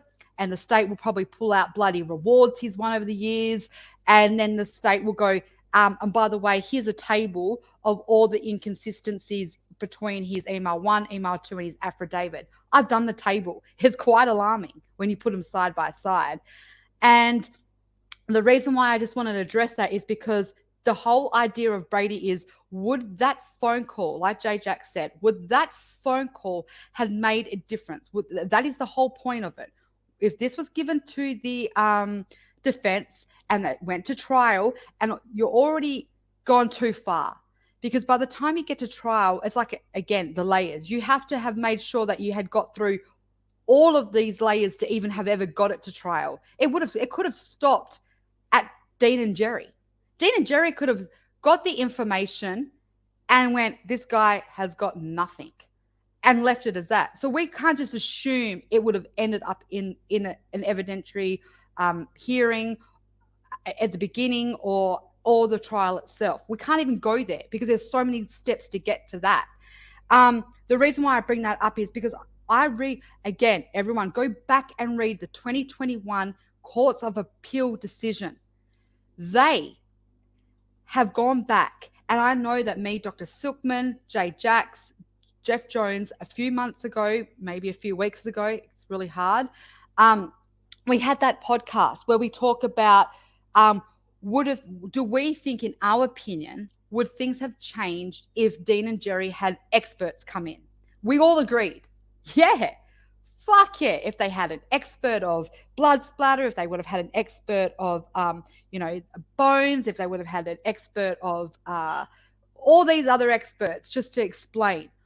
Well, we're all forgetting that the Courts of Appeal have already made an opinion on it, and that it's already been procedurally barred now. But they say no.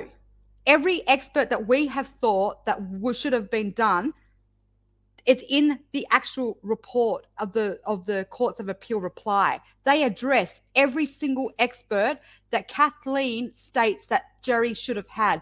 And every single one of them have said that none of those experts that we as a panel and the people in the chat have all thought would make a difference. They said no. None of them would have made a difference. The other thing that I want to propose to you guys is this. And this is what I'm saying. When I do my studying, when I do my research, I balance myself out. I take my emotions out of it. And you have to walk through the shit. You have to walk through the unfavorable stuff, even when you don't like it. Everyone looks at it like, would this have changed the outcome? Could this have been beneficial for the defense? That's the whole argument of Brady.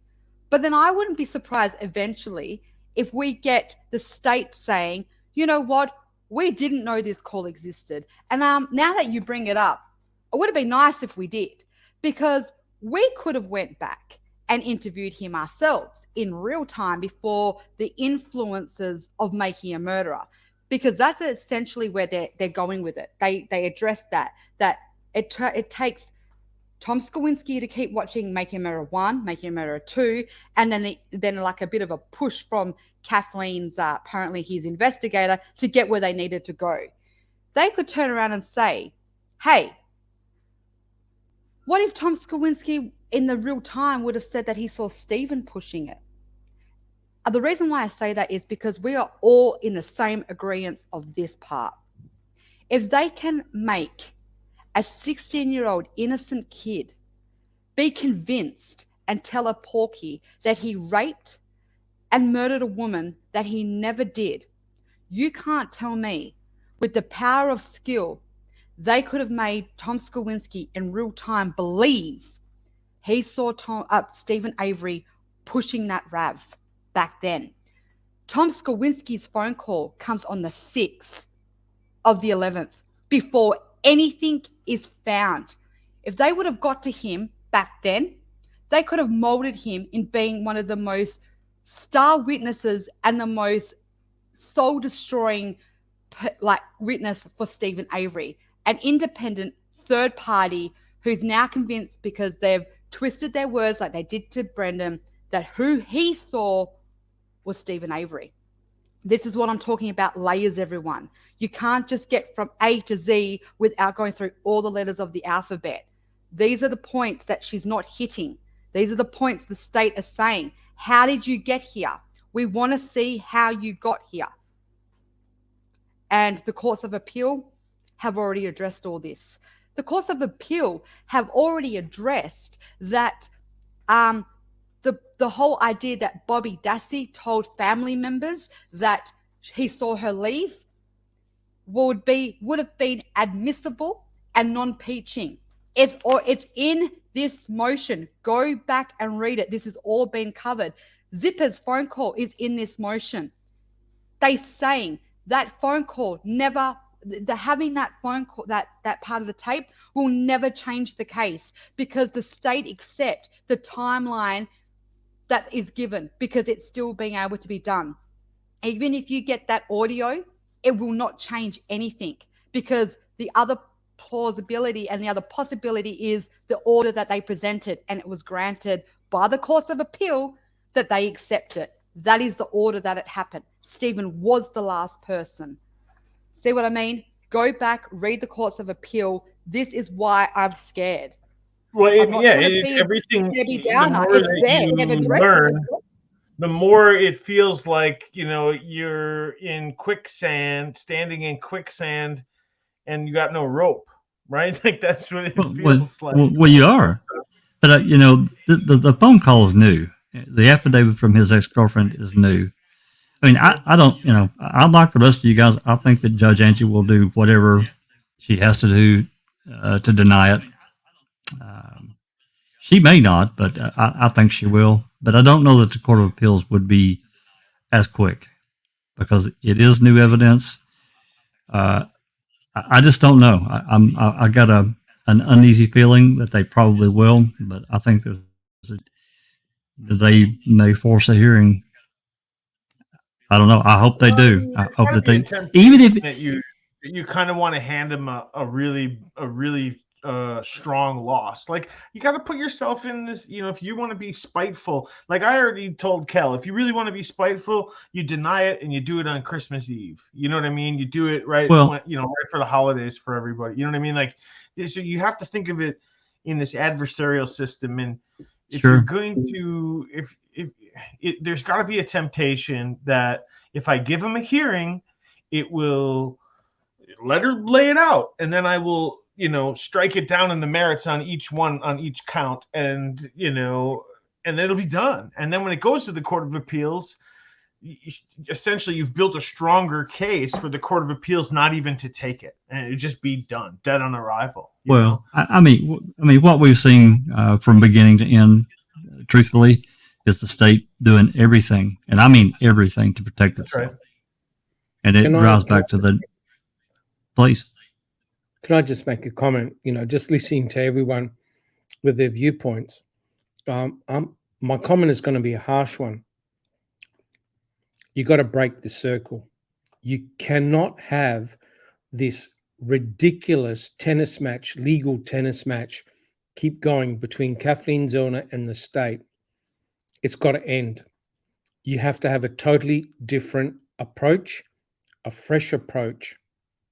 Otherwise, it's going to become an echo chamber. Now, Kathleen Zellner is a smart cookie. So is the state. The state have got unlimited amount of resources. They know the significance of this case. They know that if either Stephen or Brendan gets released, it's going to have a massive domino effect. And I think we can all agree on that. Therefore, I believe that someone else has to take on this case. A fresh set of eyes, a fresh set of hands. I love Kathleen Zellner. She's uncovered a huge amount of stuff. But it's now become an echo chamber. Whatever she writes, they counter. Whatever they write, the state writes, she counters. It's just going back and forward. You need a new approach, a fresh approach. You need something that's going to be very, very strong, a different angle. I believe that forensically, the answers are there. The fingerprints, palm prints, and A23. A23CX are vital, important clues. A23 has a direct connection with the victim's vehicle. Someone who was bleeding left their blood and a print on the back door. You're not going to get anything better than that. In fact, it's even stronger than Tom Sawinski seeing Bobby Dassey or whoever and Santa pushing up the RAV. this is a direct connection to the victim's vehicle, right? There's no dispute, because someone who was bleeding left their blood and a print on the very back door that you need to open and close to put the victim, Teresa Halbach, in the RAV. That means that there is a third genomic DNA profile on the victim's vehicle. We do not know who it belongs to. Same with blood in the quarry, CX, and the flash card in which Cherie Cohen never tested the DNA. I believe the forensic clues are there. You need a new approach. You need something that the state are not going to predict, because the state are playing pinball with Kathleen Zellner. She comes up with a really good filing, Denny Prong, Denny's, Brady violations, and the courts, the state are just laughing at her. And what's disingenuous, and I think Kelly will agree, is that the state gave a very, very subtle hint. Hey, Bobby Dassey, he's not sophisticated. He's not smart. He couldn't have pulled all this off. But God damn it, we know who could have, right? So I do believe that the forensic evidence is there. It's in the RAV. The RAV is a crucial part of the story, the narrative to what happened to Teresa Halbach. Same with that blunt, bloody object that Jack 61 keeps on talking about. Same with the cremains, the bones that were found at Cuss Road. There is another narrative. Unfortunately, Kathleen Zellner hasn't been able to present successfully that narrative. The state are worried. The state really are worried, but they're not worried if Kathleen Zellner keeps on presenting this material as Kelly eloquently placed. They're just going to handball it straight back. So I believe a fresh approach is required. Just my opinion. I mean, I think at some point I had that kind of gut reaction too, that, you know, and that's why I think we were talking about earlier is like what potentially would come back on the table if Stephen was given another counsel. And I think that question, although Kel gave a good scenario, I think it's still yet to be, you know, some more to explore on that. I don't know, because if you know, what's the fresh approach though? Like you said, Dr. Silkman, the fresh approach is trying to get your hands on the RAV, not a fresh approach. And new evidence. New evidence is a fresh approach, right? Like something physical evidence is what I guess I should be more physical evidence. Something that is indisputable, that is not substantive. Yes. So, like a blunt and bloody object. If you could somehow locate that, that would be a substantial, something like that. I'm not saying that you're going to get that. I'm just saying it would have to be a physical thing that ties another person to that RAV and the blood, right? Like if you could tie another person's blood in with Teresa Halbach's blood, guess what? That blood is in the same spot as Teresa's, whereas Stephen Avery's isn't. Now, isn't that remarkable? Here you've got a prime example of a third party's blood and DNA, exactly where the victim was standing, where she likely got hit. Now, Kathleen Zellner and her experts have uncovered a huge, monumental amount of inconsistencies with the forensic data. You now need to present something that the courts have to listen to and go, holy shit, this is significant. Otherwise, they'll keep on knocking it back, right? So maybe a fresh approach. Maybe it's time for Brendan to start introducing all this forensic evidence to say, hey, it wasn't me. You've got no forensic evidence against me, yet who stuck their blood on the back of the victim's vehicle? Wasn't mine. And in the court, they said I want that examined. Yep, 100%. Right? Unlock the key. Unlock the key. Well, you know, the two massive rabbit holes, and we can't do anything with them, is the blunt body instrument. And the bones that Fallon talked about that were found in in his motion reply. I mean, it's like saying there were bones there, but we're not going to tell you anything else about it. 100% correct. So- And if Sorry, go. I was going to say, if you remove Brendan Dassey from the narrative, the state would have to admit they had no clue where Teresa Horbach was attacked, because forensically they can't tie Teresa to Stephen's trailer. That's or his right. garage, and that's why they needed the narrative of Brendan Dassey. Correct, Jack 61. That's right. He was a pawn. He was the connector. So therefore, they now magically, you have the key because pop up in the bedroom, because before they're thinking, well, we can't forensically prove Teresa was here. Let's drop a key. Then item FL, then the hood latch swab. These are all required to confirm Brendan's narrative. But without Brendan, they got no idea where the assault actually took place. You need to come up with a new angle, something the state are not expecting.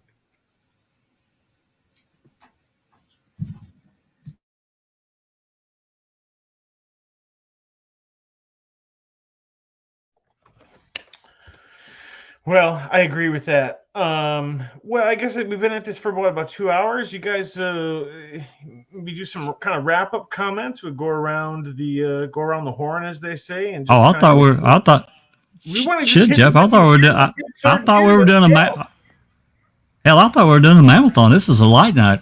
We can God, keep Doc. going. I mean, You got more? I'm kidding. I'm kidding. I'm So I I'm wanna not ask pro- something. With the bones, Kathleen Yes. can't use them anymore, can she? No. So even if she was to get her own cadaver dogs or whatever out and sniff around and find bones and have them tested, legally she can't use them. Is that correct? Well, I think because unless they found something new. Yeah, if it's new, but I don't think from a bone you can identify a person. Can you? Maybe Dr. Silkman can answer that. Oh, absolutely, you can. Yeah, can? if you If there's obtain a marrow? Yeah. Yeah. If you obtain genomic DNA or even mitochondrial DNA, and the good thing is we have Teresa Horbach's genomic DNA profile and her mitochondrial DNA profile. Well, then, there you Oh go. yeah, if they find, Would but that be new guys, evidence? It would be. yeah, but guys, we already know, right, Jack 61, right, Kelly, we already know what the state are going to say.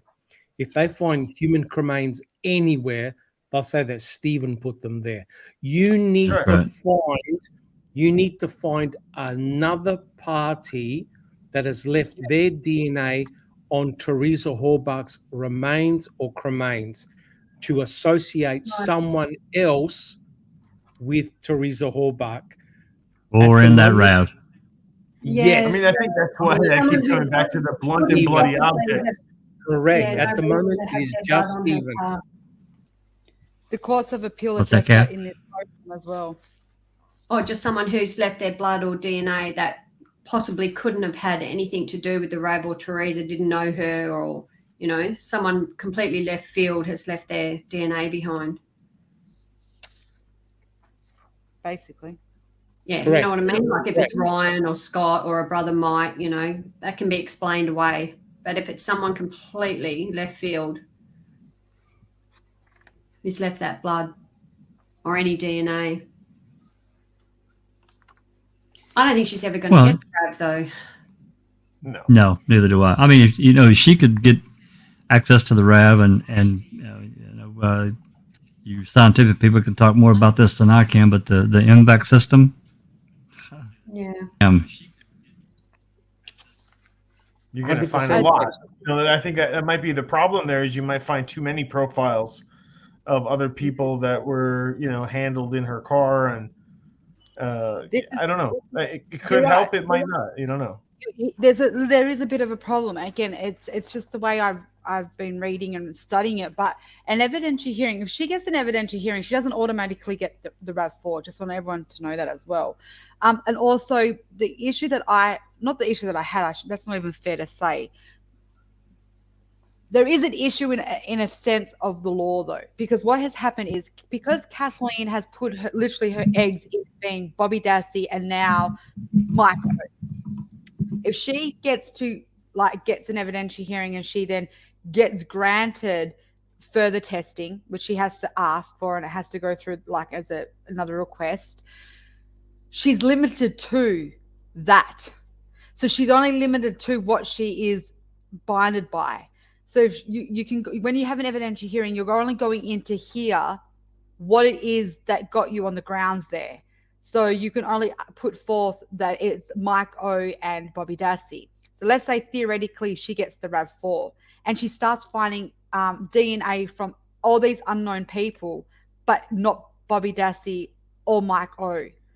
She then has to go back to the beginning and file another thing, 97406, to then request to do some things more with it, because that was not what she was seeking, and that was not part of the package that she would have been looking for. So if she goes and does all that and that she doesn't find the other two, ultimately she eliminates them. But it doesn't mean that she automatically can just start testing every single person, because they're going to go, no, you went in there looking for them, you didn't find them, now you're over. You go back, go get some more evidence, and then ask us again, go through the system to request further testing on the new evidence. But you can't just start doing that, because you're limited to what you went to the evidentiary hearing for. The other thing that the state has a legal right to argue is, and Kathleen, in a sense, has shot herself in a foot, and I guess this is speculation, but it is a point that I will predict, because that's what I'm doing. Kathleen has almost she's gone through the strategicness of eliminating law enforcement and saying Bobby Dassey did everything. The state caught her out of it. You already know that. She tries to focus on Bobby Dassey with the blood and the RAV, but then she kind of tippy toes around, and they keep saying, what about the hood latch DNA? What about the bones? What about the key? What about, whatever else? I can't even think at the top of my head what else it is, but they keep going back and saying, you can't just ignore everything else against Stephen because you want these two to fit.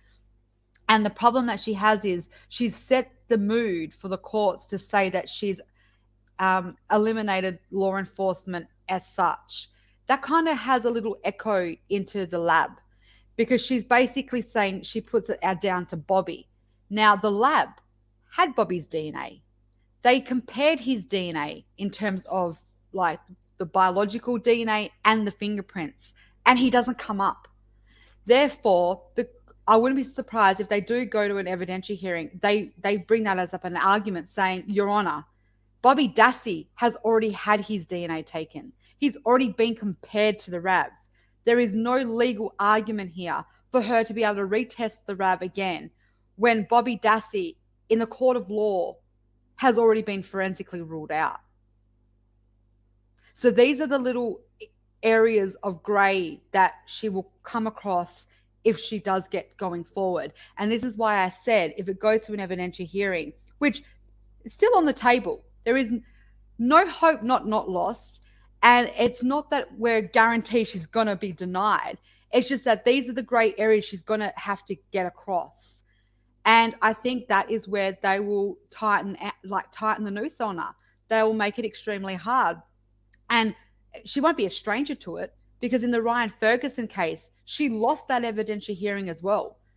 And that was due to a certain, again, and I don't want to go back with what Jeff Jones said, because he made a really good point before. We can't just keep blaming it on a corruption in the courts when it could be just the error in itself from the defense themselves. We can't keep just blaming the state and the corruption, because it's easier to ignore the fact that mistakes are being made on her side as well. And I think that's where, but for the Ryan Ferguson case, there was a subject of a conflict of interest, because the main witness that they're interviewing was now a judge, and they spent 5 minutes of not knowing, should we call you such and such? Would you like to be known as honorable? The judge, it's like, get to the fucking point. Right now he's a witness, just get to the point. But there was like that delicacy and like that fragileness that they treated the Ryan Ferguson. And I wouldn't be surprised if we see it with Angela. She will, if she has to do an evidentiary hearing on her own accord, or it gets kicked back to her, because that's what the courts of appeal will do.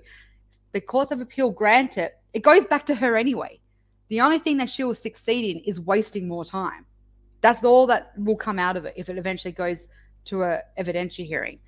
But then she can limit it. Then when they go into discovery before the evidentiary, she can just start saying, no, you're not bringing this in. You're not doing that. You're not arguing that. Nope. Doesn't meet satisfactory.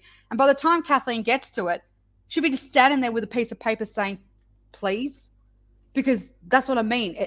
There's so many layers to get there. But yeah, and just for the thing that I wanted you to know, in terms of the bloody object, again, read the Courts of Appeal 2001. They address they don't go on as deep as what you guys have discovered in terms of a bloody object, but an instrument that could have caused her death has been addressed. And take a guess what their overall opinion was about that. Anyone? Oh, I'll just tell you now.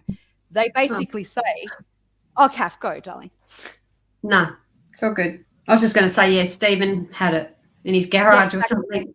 Exactly right. Stephen, they say even if a bloody object ever is basically a part of this crime, won't change anything. Stephen Avery could have still been the person behind that bloody object. Yeah, that's correct. But that's a theme that they've gone through all along. No, bones, objects, blunt objects, you name it. RAV4 being off the property, RAV4 being pushed on the property, it's all Stephen. So that's why I believe a fresh approach is needed. Kathleen Zellner's got to drop Bobby Dassey. Has to drop Bobby Dassey. As much She's as not going to have a choice, I don't think. Well, I'm telling you, it will fail and fail dismally. You've got to. Brendan Dassey hasn't tried the forensic evidence.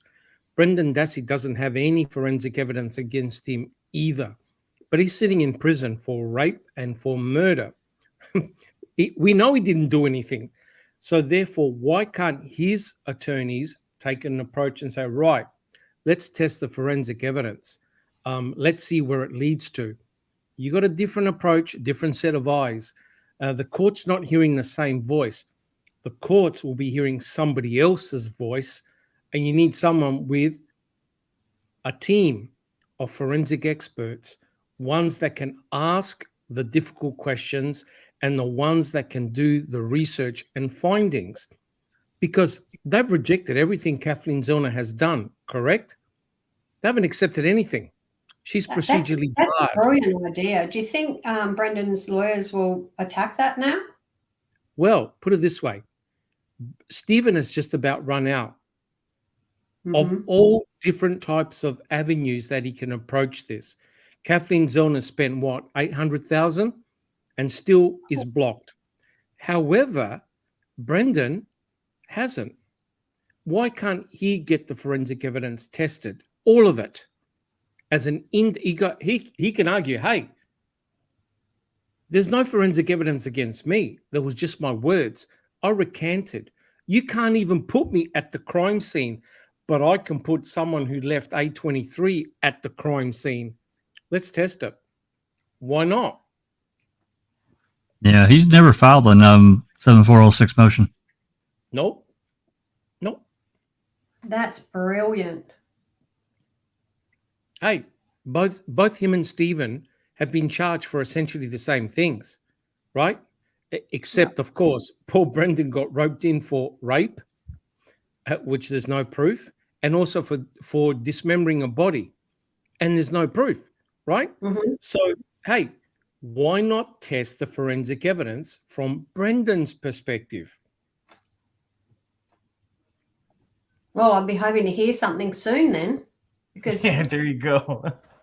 Yeah, because his attorneys are arguing, well, let's request for clemency. Hey, bugger that. Let's get the evidence tested. He's never put in a submission. Get someone on board. Hey, even do a GoFundMe and get the money for forensic evidence testing. Don't use Kathleen Zellner. do it independently and say, right, I request these items here, right? Now, remember, according to the state, both Brendan and Stephen killed Teresa Halbach, put her in a RAV4, did all these sorts of nefarious things. There's one problem. You can't actually prove that Stephen even laid a fingertip on Teresa Halbach, let alone the RAV. And he's even said, I drove in the RAV with my uncle. Well, remember, Kelly, there was the CD case that had blood smeared on it. There was the bottles of water. None of them are crushed. None of his clothing had any blood on it. Nothing. So why can't Brendan say, okay, let's see who did belong to that A23? What about the flashcard DNA? What about the license plates? Let's see whose DNA are on that license plate. Let's check the door handles again. Hey, why not? A fresh approach, fresh set of eyes. Yeah, perfect. Yeah, I mean, I think it's Brendan who's going to have to open the door. Yes, because as Kelly eloquently put it, the state have taken her case apart. The state are laughing at her and saying, you should have stuck with laying a blame on law enforcement, right? Now, how ironical is that? First, they tell Kathleen Zellner, hey, put in a filing and make Bobby Dassey a Denny. She did.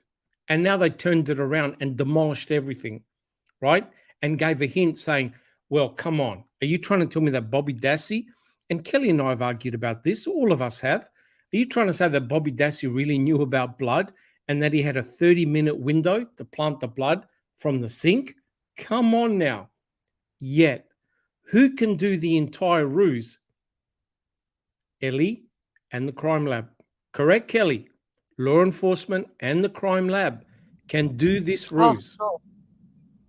And they bring that up. They actually, the states say that right at the beginning. They're saying, you know, what do they say that the defense's narrative has changed drastically since trial. They first put forward that the law enforcement had done it, and they fit exactly what Dr. Silkman said, that they fit the knowledge, the resources, the ability, and all that to be able to do it. And then they're like, but now is Bobby Dassey, who just graduated high school, that doesn't probably even know the basics of blood, that coagulations and actual blood clotting. Correct. And then they're laughing. They're like, so where did he have the stash of the instrument or the tool, whatever it is that he needed to have in such a short period? How does he even knew that? How did he even know that basically Stephen was going to bleed that night? What, you carry around an eyedropper in your pocket and just wait? Like, that is how laughable they were pushing it back. And you read it like that. That's how they come across, and they keep going back. And then they say something that Kath and I have done a lot of research in, and they kind of, the finality of it, my apology, is how they say he's meant to do all these 8 steps. And at the very end, they say, and he did it so good that he eliminated his own profile and his own DNA. And Kath and I have done some research, and we really have explored this. And Kath can tell her side, but my side was, my research shows me that there's a percentage. Every time you go back to a crime scene, it starts from automatically 40%. Depending on what part of the crime scene you go to and how much contact you're having with it. But like Kath was able to produce, was the overall percentage of just being anywhere near someone who you have murdered or you have stolen or whatever crime you have committed starts at 80%. Your risk factor of contamination of your own DNA starts at 80% as your physical being at a crime scene. That's huge. Well, look, Kelly, you know as much as I do. What applies to Bobby Dassey applies to Brendan Dassey, right? So we all know that Brendan Dassey, he's no sophisticated person, yet he left nothing. No prints, no blood, no hair, no fiber, zero. So the argument the state are having with Bobby, they should I'm telling you, Brendan's attorney should now see the opportunity. So, okay, we have an avenue here. You argued that couldn't have been Bobby. He's not sophisticated. But you put my client in prison for life for having left no forensic clues either. My argument is that there was another person involved. Leave Stephen right out. Is there another co-conspirator involved in this? Hey, how can you explain how a third party has got their blood on the back door of the RAV? And the clue is this: Culhane never talked about A23, right, Jack 61, until an attorney said, Mr. Kratz said that Stephen had left his blood in the back. Is that correct? No, that was a mistake. We don't know who A23 belongs to. Can you rule out Stephen? Yes. That means Culhane has got a partial profile that can eliminate Bobby Dassey, Brendan Dassey, Stephen Avery. Is it Teresa Horbach's blood? If it was, she would have said it. No. We can't rule out Teresa Horbach. She never said that. So why not put in an extra effort and say, okay, let's go back and retest A23. Let's have a look at that RAV again. There shouldn't be anybody else's blood on that RAV4, correct, guys? The state is saying it's all done by Brendan, all done by Stephen. You got a third person bleeding on that RAV4. You got a problem, a huge problem. And to me, this is a clean slate for Brendan Dassey's attorneys to come in and say, okay, I want the forensic evidence tested. Why not? Let's not forget too, when they interviewed Bobby, he wasn't as easily swayed as Brendan, and his initial thoughts on the whole scene was that law enforcement was setting up Stephen.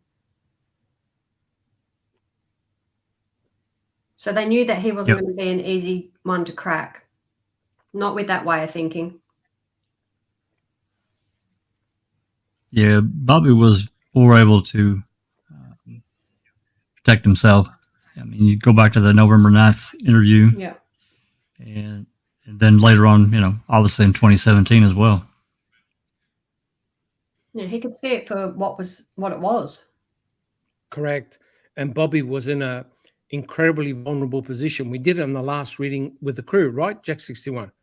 We had an incredible discussion about Bobby Dassey and the position that he was in, right? It was terrible. It was a no-win situation.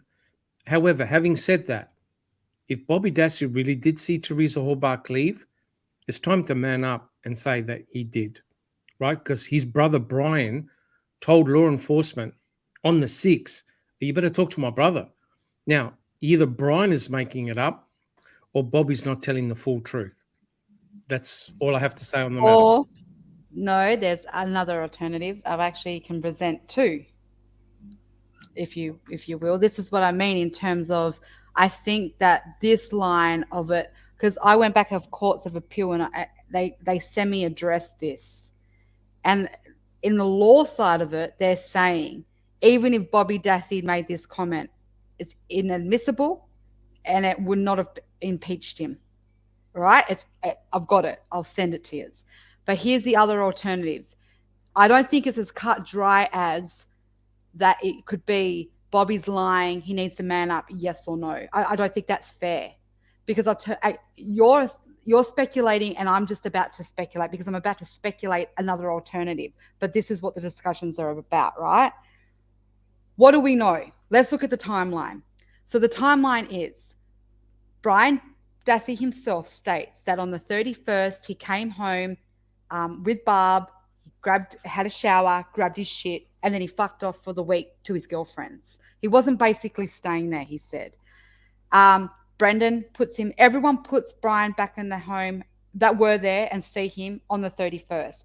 Brendan says that he was even working on his car for a little bit before he leaves. I don't think Brian, when I looked back, he doesn't mention the car, but he does say that he leaves in the evening-ish around that time. And Brendan does put him around that as well. Then the 2nd, then the 3rd. Now, Teresa doesn't get reported until the 3rd in the evening. And the case doesn't start open for Leslie until, like 5:30 on her desk. Andy Colburn is one of the first points of contact where they bring him in. And he then goes to obviously the Avery salvage yard. So where we're now at the evening of the 3rd, and we have the whole narrative that he speaks to Colburn. Colburn tells him that there's a missing woman. Stephen Avery, in this timeline, he automatically inserts himself. So very quickly into the case, within an hour and a half to 2 hours, Stephen Avery is already in the case because Stephen Avery puts himself in the case. And then what do we have? Brian's not home on the 3rd. Brian is not home on the 3rd. No one puts Brian in or around the Avery salvage yard on the 3rd. What do we have then? We have the 4th. What's happening on the 4th? Well, the 4th is a bit of dead end in the morning.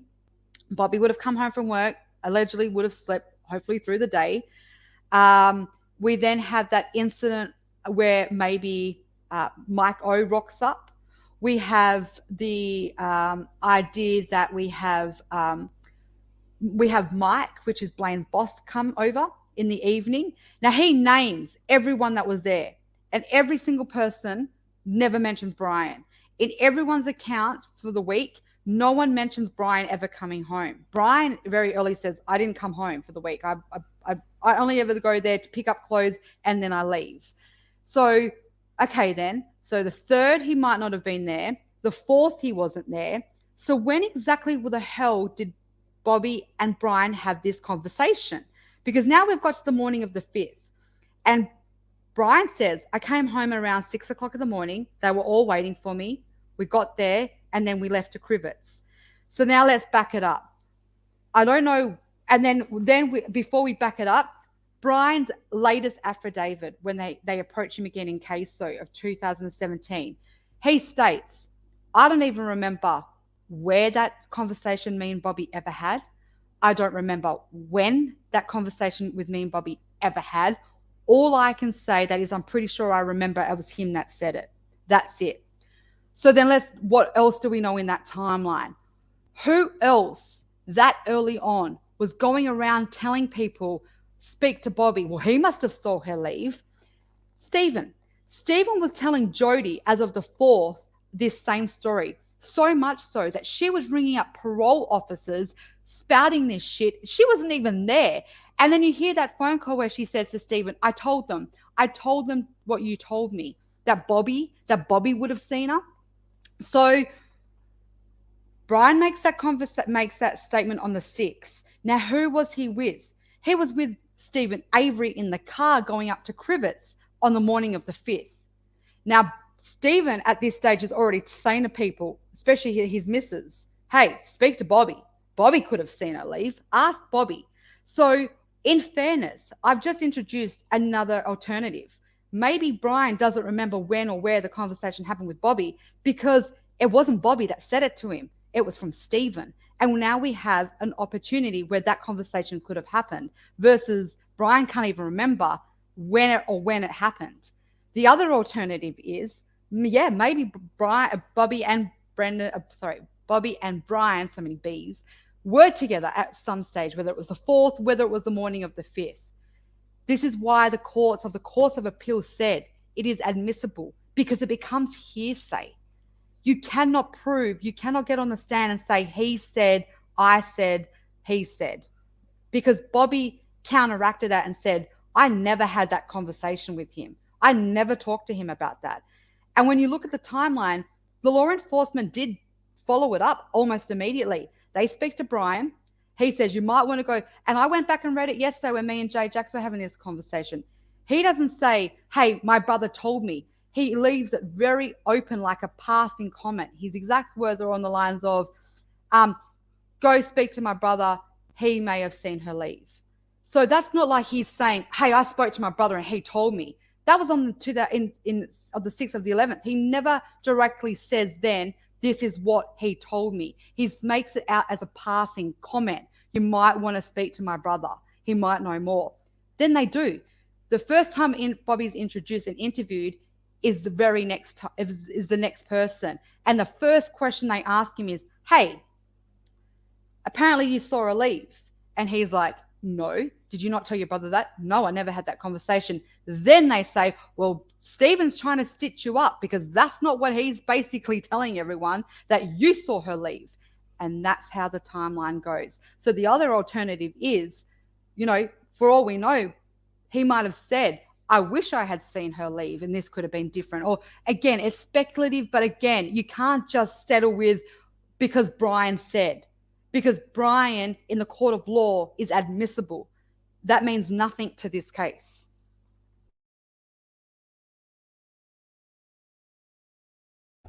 Yeah. Wow.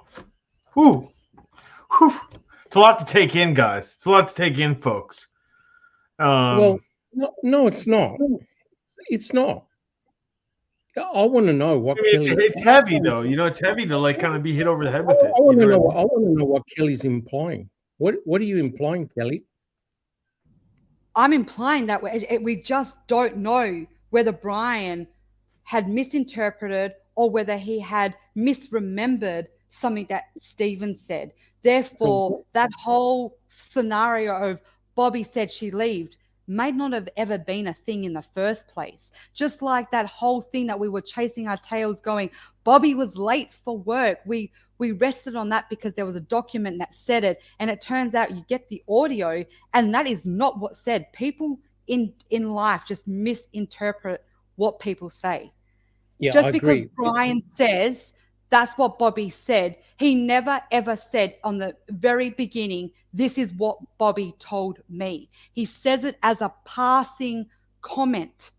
You might want to speak to my brother, but he doesn't say this is what I was told directly from Bobby. Sure. He says, so that's what I mean. It's open-ended because the only person that we now know that he has 100% direct connection to that could have heard this from was Stephen. And that was 6 o'clock in the morning going up to Crivets. There's no timeline where any of them said that Brian ever come home prior to that. And again, when you read his affidavit now, he can't even remember when or where this conversation ever happened with Bobby. So my question is, what if it never happened? What if Bobby's telling the truth? He never actually said that. There is an absolutely plausible alternative that it never did, because we can't just say because Brian said. I know, but Brian made that statement on the 6th. Exactly, but he was not with Bobby. He was not with Bobby, though. Yeah, but let me finish. First of all, Bobby denied ever speaking to Brian, right? Correct. Now, I agree with you, Kelly. If this goes to court, it'll be tossed out as hearsay. But there's a wider implication here. Why is Stephen telling others that Bobby was the last person to see her? That is the question. Ask him. That's the question that it does have a grey case on this. That is a grey area. This is what gets people, and the guilters especially, fired up. They think you guys ignore these little grey areas. Why was he doing that? This is the question, Silkman. Never once do we see in any of the timeline, period, that Bobby and Stephen got together and have addressed each other. Why hasn't Stephen ever called up the house and said, and in any audio that we've ever heard, and said, put fucking Bobby on the phone? Dude, what the fuck are you saying, man? Like, dude, were you there or not? Yeah, I was, uncle. Like, again, it's speculative, but we've never heard that interaction. In all the timelines, Stephen's never said, I approached Bobby about this. He already told me that he saw her leave. Don't you find that funny? That Stephen himself is going around saying that, you know, Bobby asked, speak to Bobby, he might have saw her leave. I believe he's taking that based on the fact that, you know, when he came out, Bobby had gone. So he just assumes Bobby would have seen her, which is fair. That is so fair for Stephen to think that, because it would make sense in Stephen's head. Well, when I walked in, Bobby was there, she leaves, and then Bobby leaves. So he must have seen her leave. But again, it doesn't prove that conversation that Bobby ever said to Brian personally, he couldn't have done it because I saw her leave.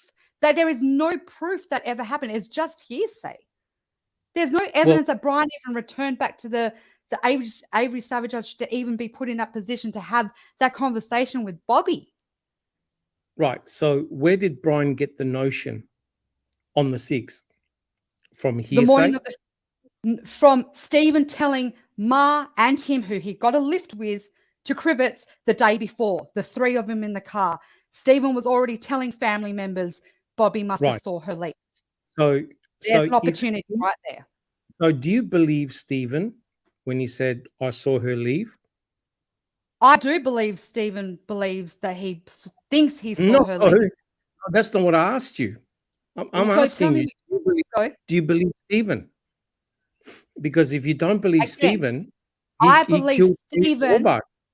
I He killed believe Tony Stephen Orbach. believes. I believe Stephen believes he saw Teresa. For all we know, go back and watch that tape of that reenactment. We've done it. Yes. We laughed at it.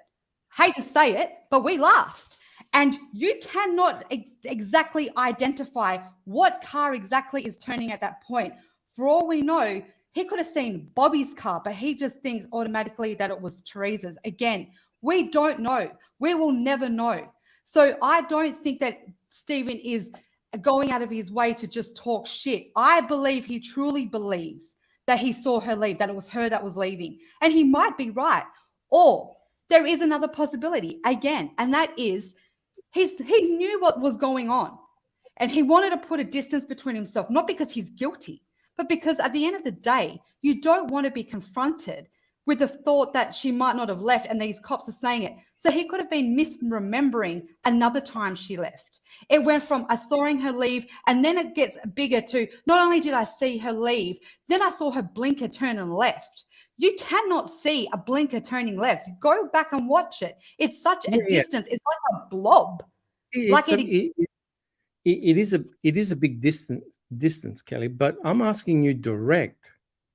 And I told you direct, Silkman. Innocent? Do you believe he's innocent or guilty? Of course I believe he's innocent. I wouldn't be a part of it, but then- like I said, you got to walk through the shit to get to the truth. And just saying that because Brian said doesn't mean it's true. I You're putting agree. too much emphasis on that. I agree. But Kelly, if Stephen is innocent, and same with Brendan, then Teresa left. No I know argument. that.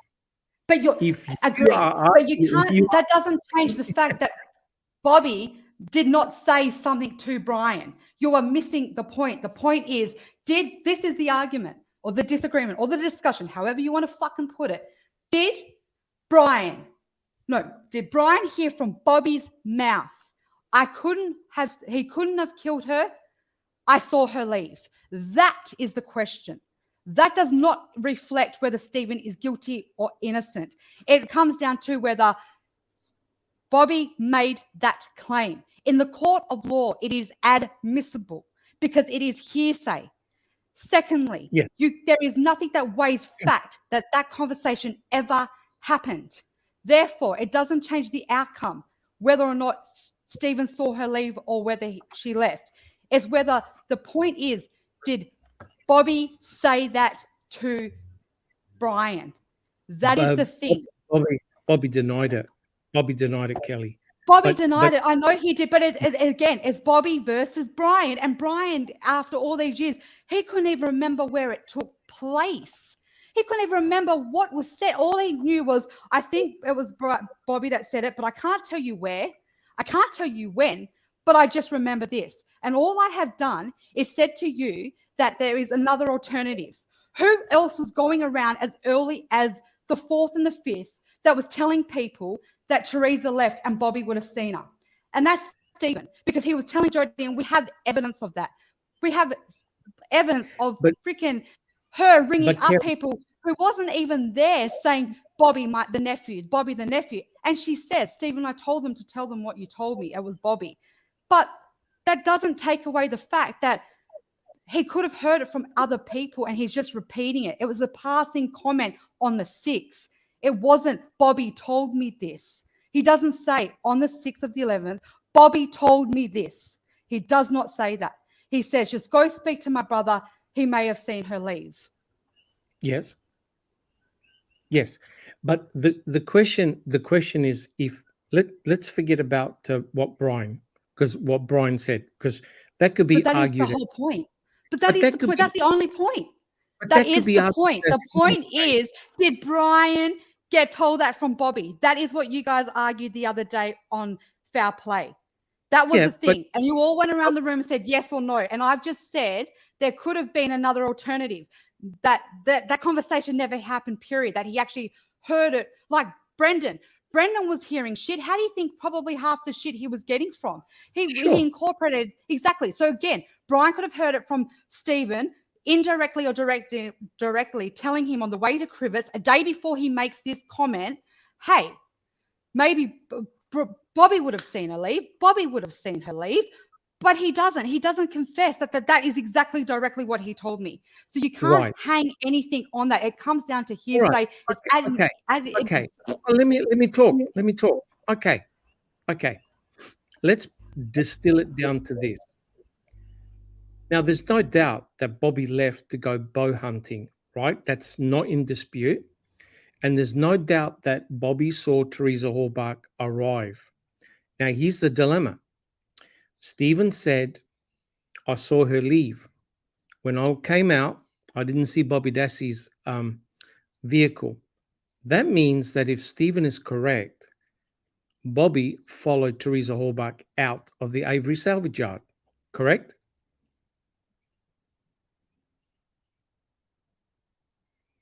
Sorry, repeat it. I'm really confused. What? If Stephen said, I saw Teresa Halbach leave, Yeah. and when he came back out, he said, I didn't see my nephew's vehicle. He left. Now, Bobby said, I saw Teresa Halbach arrive, take photos. And he said, I saw Teresa Halbach walking towards Stephen's trailer. That's it. When Stephen said, when I came out, I was going to my sister's place, I didn't see my nephew's vehicle. He left. Now, it's either yes or no. If Stephen said, I saw Teresa Halbach leave, the implication is that Bobby Dassey followed Teresa Halbach out of the Avery salvage yard. I'm really okay. I get where you're going, but this is a contradiction because you've even stated that Bobby could have left before Teresa. So then there goes another narrative of another possibility. So he's not following her. He's already gone. So again, this is really, again, I'm not disputing that Stephen saw her leave. I don't think she was killed on the Avery salvage yard. I don't believe Stephen killed her. Therefore, she fucking left Sookman. You and I both agree. The muddy part is, and I repeat, Brian said he heard from his mum and Stephen that Halbach was at their residence for 5 minutes. He heard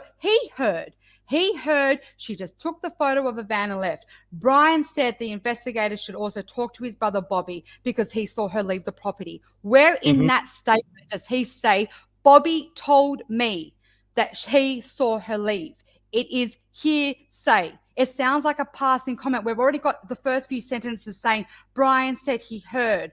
Brian said he heard. I've just given you another alternative that he heard this passing comment from Stephen on the morning of the 5th. It doesn't change anything in terms of whether I believe Stephen did it, whether Stephen believes she left. It doesn't change it. It changes the fact if you're going on the lives and saying, did Bobby lie, yes or no? All I have just done is put forward another alternative with the facts that we have and timestamps that there is an alternative is he heard it from Brian, because even back then on the 6th, as early as the 6th, he never states this is what Bobby told me. He starts the conversation with, I heard from my mum, I've heard from Stephen, and that is it. It changes nothing.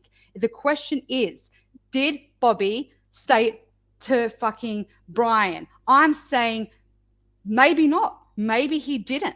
Bobby then therefore is denied it. Bobby denied it. Exactly right. So he denied it. And all I'm trying to say is you can't then just assume Bobby is a liar because he said he didn't. Because the bigger picture is, did Bobby even say it to Brian when there's no facts that back it up but a passing comment? Not, this is what he told me. He says, yes, I heard from my mum, I've heard from Stephen, you just might want to speak to my brother. And like I said, What do we have in the case at this time, in this period of the time? We have Stephen telling other people that they need to talk to Bobby. He would have seen her leave. So that's what I'm saying. Brian could have overheard that. But is that an outrageous statement by Stephen? What's that? No, because in his, like I said to you, in his mind, he did probably think he saw her leave. He probably does think that Bobby would have been behind her. But what I'm saying is there's a difference between what Stephen thinks happened versus whether Bobby actually made that comment, that very incriminating comment that would have helped Stephen and then didn't use it. That is the difference. The difference is, does Stephen believe it? Would it have changed it? No, because he's allowed to have that opinion. He honestly thought that in his head, the timeline would make sense. Bobby would have seen her leave, but it's a whole different ball game when you're accusing a kid of saying he's just an outright liar because one says he says it in a passing comment and the other one says, I didn't say that to Brian at all, period. Doesn't change the timeline of her leaving at all. And it doesn't change Stephen's thoughts that she left and that he could have been behind her.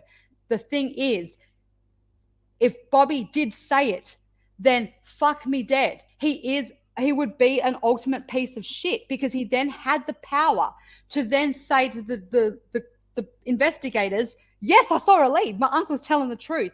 But he doesn't. In fact, he denies. He goes, I never even spoke to Brian about this. So you've got one kid saying he did and one guy saying he didn't. And it doesn't change anything. It's admissible. It's hearsay. Yeah, but Kelly, as we've discussed, right? Let's calm down.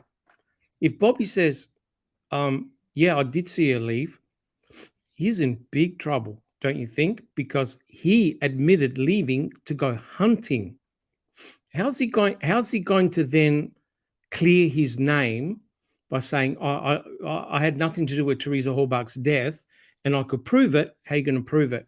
I've got a reciprocal alibi with Scott Tadich, who also can only be alibied by Bobby Dassey and nobody else. Nobody saw, as far as I'm aware, Bobby hunting. Nobody saw Scott Tadich hunting. The only two people that cross-alibied each other was Bobby and Scott Tadich.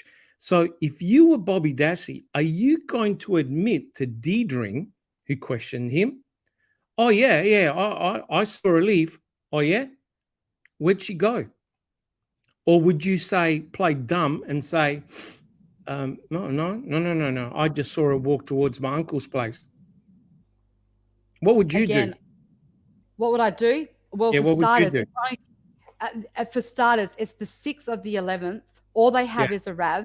Unless they're behind the door twisting his nipples and saying, if you don't say this, you're fucked. There was no reason for him to just start turning the story around and going, no, I just didn't do it. There is no evidence that Bobby decided all of a sudden he's going to just start telling.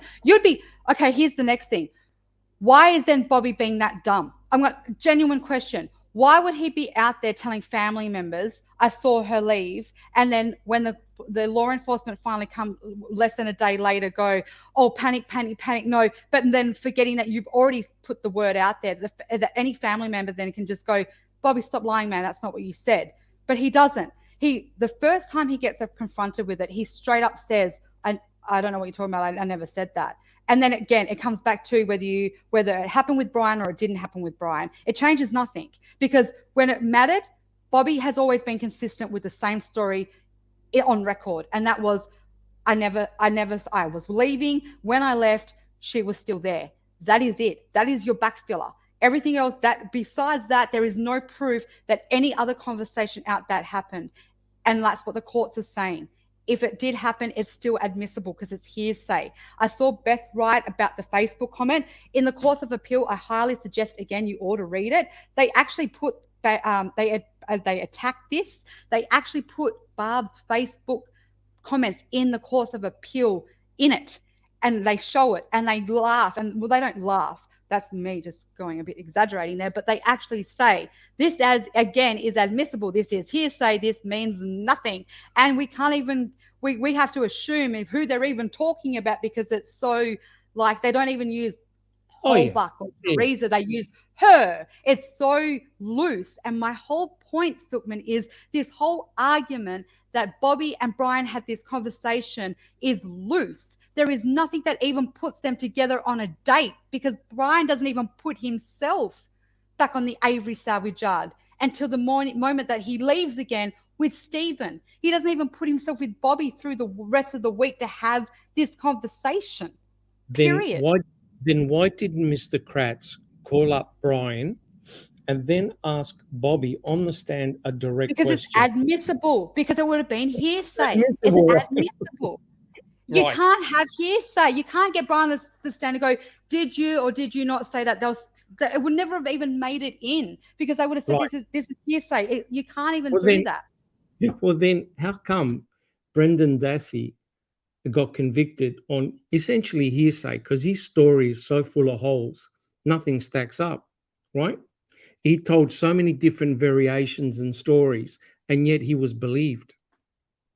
So when does it become believable and hearsay? Because my point You're of the asking the argument, wrong person in this part, because now we're going off track. I'm not Yeah. the one that represented this. You need to ring up Kratz and ask him why he chose to Sure, build the narrative. he sure, did. but Ultimately, he won. It worked. I can't say what they did. The Brendan situation is fucking heartbreaking. It sucks. yeah, Again, I can't answer these questions. This is not my case. I'm just Yeah. weighing in on an alternative to what you presented. yeah, I understand that. But remember, it was Bobby Dassey himself that inserted himself into the narrative. Nobody asked him to. There has to be a reason, Kelly, why Bobby put up his hand and said, I stood at that window for 5 minutes. I saw her come. I could even describe her clothing. I saw her walk towards my uncle house trailer, and I went hunting, bow hunting. He could have easily said, I was in the shower, I didn't see a thing. So here's the question. You've now got Stephen saying, I think you better talk to Bobby. You got Brian. Now, I understand your argument. 100% understand your argument, Kelly. You got Brian, maybe through hearsay, saying, I think you need to talk to my brother. And we played this on Reading with the Crew. Bloody Deirdre and the others, they really put the screws on Bobby, didn't they, Jack 61? They put the screws on him, and they were only meant to take Bobby for fingerprints and a buccal swab. And they were laying into him. It's either you, Bobby, or your uncle. So we can't change what happened. Bobby inserted himself into the narrative. There is a dispute in the facts. Stephen said, I paid her. She gave me a magazine. She left. I came out. I saw that Bobby was gone. He even told that to Fassbender and Wiegert on November the 9th when he got arrested. He goes, I saw her leave. Bobby left too. So now Bobby's saying, I never spoke with Brian. I never said that. I agree, Kelly. What I'm saying is that's the point of divergence in this whole narrative. And I'm trying to rack my brains to say, how can it actually work for both parties? Correct? How can it work for both parties? How can it work for Stephen? How can it work for Bobby?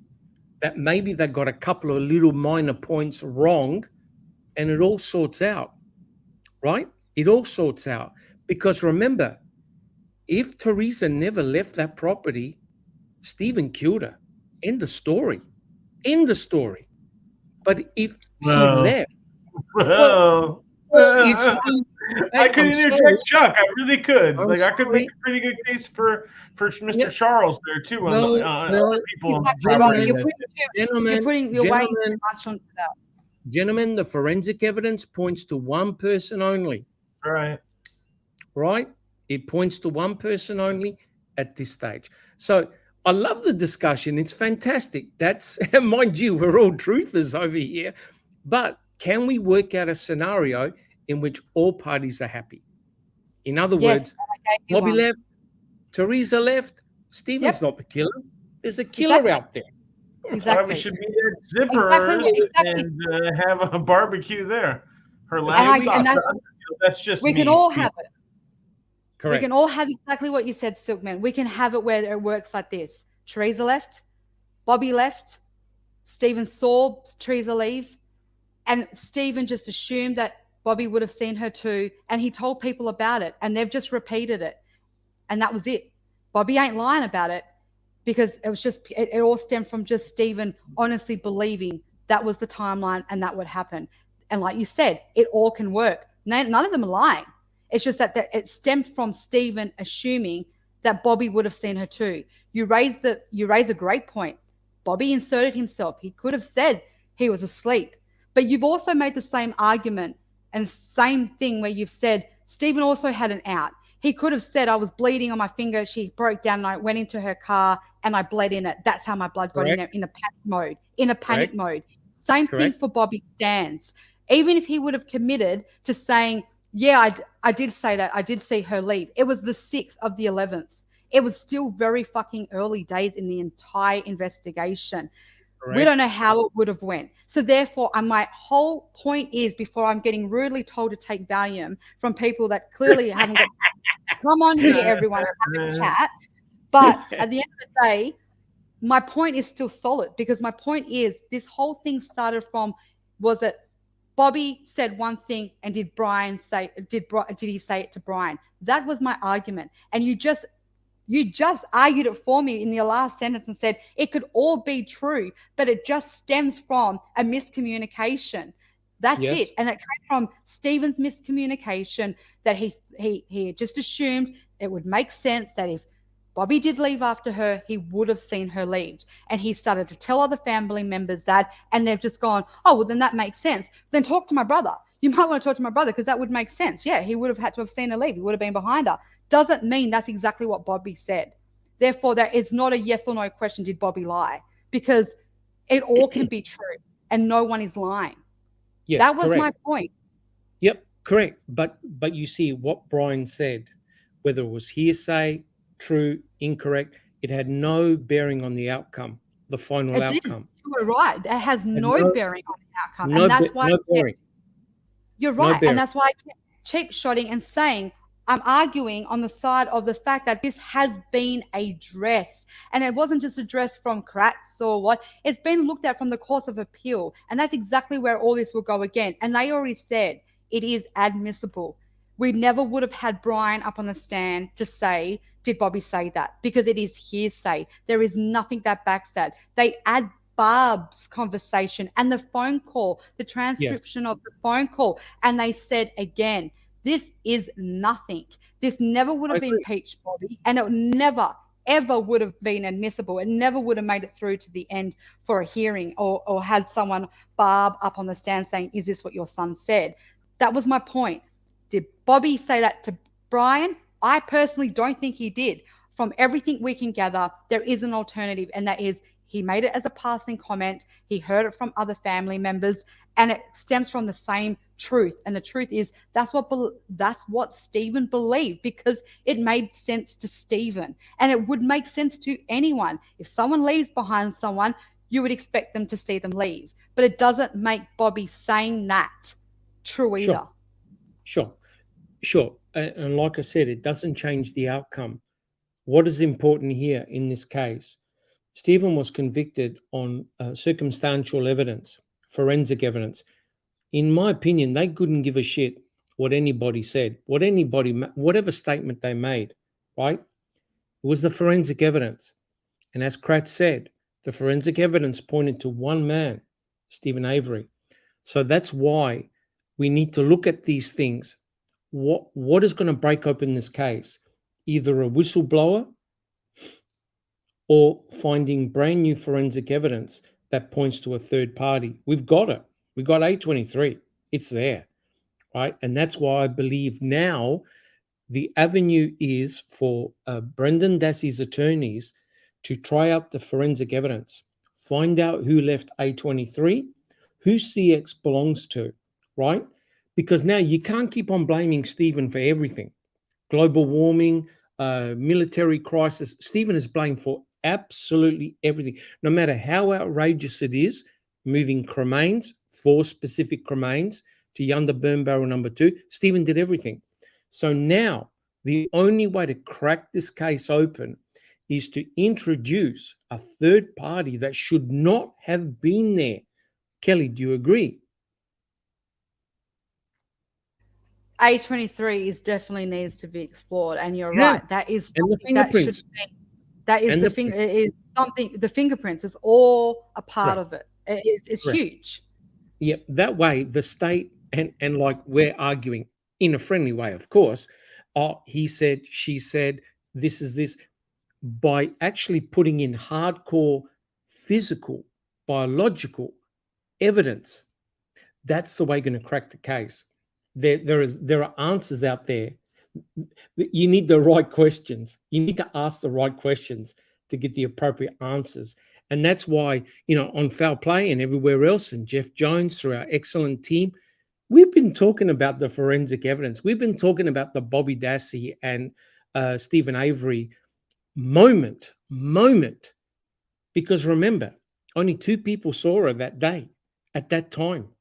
Bobby Dassey and Stephen Avery and Teresa Horbach were all in the same vicinity. If she left, you could clear Stephen, you can clear Brendan, right? So no matter what Brian said, whether it was hearsay, it's not going to be admissible, right? You need something to present to the courts that is so powerful they have to give a person an evidentiary hearing, right? Not what he said, what she said, right? And David Kofod said it the best, right, Jack 61? He said, I don't give a stuff what anybody says in a testimony. I need hard physical evidence for a conviction. That is exactly how they got Stephen, through hard physical evidence, right? Bobby Dassey's not going to be able to plant that material, but God damn it, law enforcement can easily do it. There we go. I need a cold bath and a Valium. Maybe a Valium or two. So how many iPads did we smash during that 3-hour run here so far? Actually, none. Oh, that was a brilliant discussion. I loved that. Sounded like one of my tutorial classes. Well, if we have more to say, go for it. We have been at it for 3 hours, and give everybody a chance to kind of round out the show and say their piece, unless there's another topic that you guys are just dying to discuss. Why don't we go ahead and do that and hand it over to Jack? Haven't heard from Jack in a while, and give us your Jack wrap just up went comment. code 64 us all. Say what? Jack just went in code 64 us all. Yeah, exactly. He's checked out. He's lost. Well, first we're gonna pass out some morphine shots first. There you go. I'm kidding. No, it was a good debate. It was, and that's what's needed. You got to hash it out. I said this earlier tonight on Reddit, or not. Well, I did actually say it on Reddit. I said it on Discord. You got to talk. You have to communicate. That way, it drives you off to another spot. And if you don't do that, you lock yourself in and you close other doors. And if you close the other doors, you're done.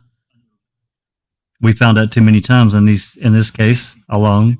We're not even considering Brendan's case, and I think Doc has a really, really good thought there about Brendan, Nyrider, and Drizzen. Even if they had to hire someone, I don't really think there would be so much on the scientific end. Even if they had to bring in a hired gun to get this other stuff looked at, you never know where you're going to drive to and find. Several of us are still. Maybe that's foolish. I don't know. I can't stop yet. And I think with just this little debate here tonight alone shows that you have to keep pounding away at it. I mean, look at I can just think of just a number of times. I think back, and that's been a few years ago now, when Seeking Truth got the ledgers. It's like, holy crap! We didn't know this stuff existed. We'd seen little bits and pieces here and there. Personally, I think there's still ledgers that we haven't seen. I know that there's attempts being made right now to get the DCI ledgers, which has been unsuccessful. More delay tactics. Other people are trying to get, other pieces of information that, again, myself included, more delay tactics. Can't do that. Nope. DCI, the DCI, state DCI lab can't afford to have a converter to convert a stupid cassette into a digital format. Sorry, you can't have it. Are you fucking kidding me? What? It's a closed case, dude. What's wrong with you? Anyway, let's do it again. Yeah, I like this. This was really fun. I think maybe longer than we'd expected. This is something actually I wanted to do way back when we started, and it's finally come to fruition. Really happy that we've been able to do a little live after the premiere. It sounds like hope people will be able to do it again. I like that idea, Jack, a lot. We'll just go right around the wheel to Dr. Silkman, and if you wouldn't give your wrap-up comments today for this live. Well, first of all, I want to say for new people listening, Kelly and I, we're fellow Australians, right? We come from the same place down under, and we've had many, many heated and really good discussions and debates. And I mean, that goes to show the importance of having all sides of the story. Kelly's a top tier researcher. Don't be fooled. She knows her stuff like nobody else, and it's great to be challenged and just completely awesome. And I think today was really a fantastic discussion, and we had a chance to let off some steam, I think, with the state's filing and response. And let's keep up the good work, guys. Absolutely awesome debate. Thank you, Dr. Silkman. I agree. I couldn't say it any better. Kath, maybe you can say it better. The passion is alive and well. That's it. Keep digging.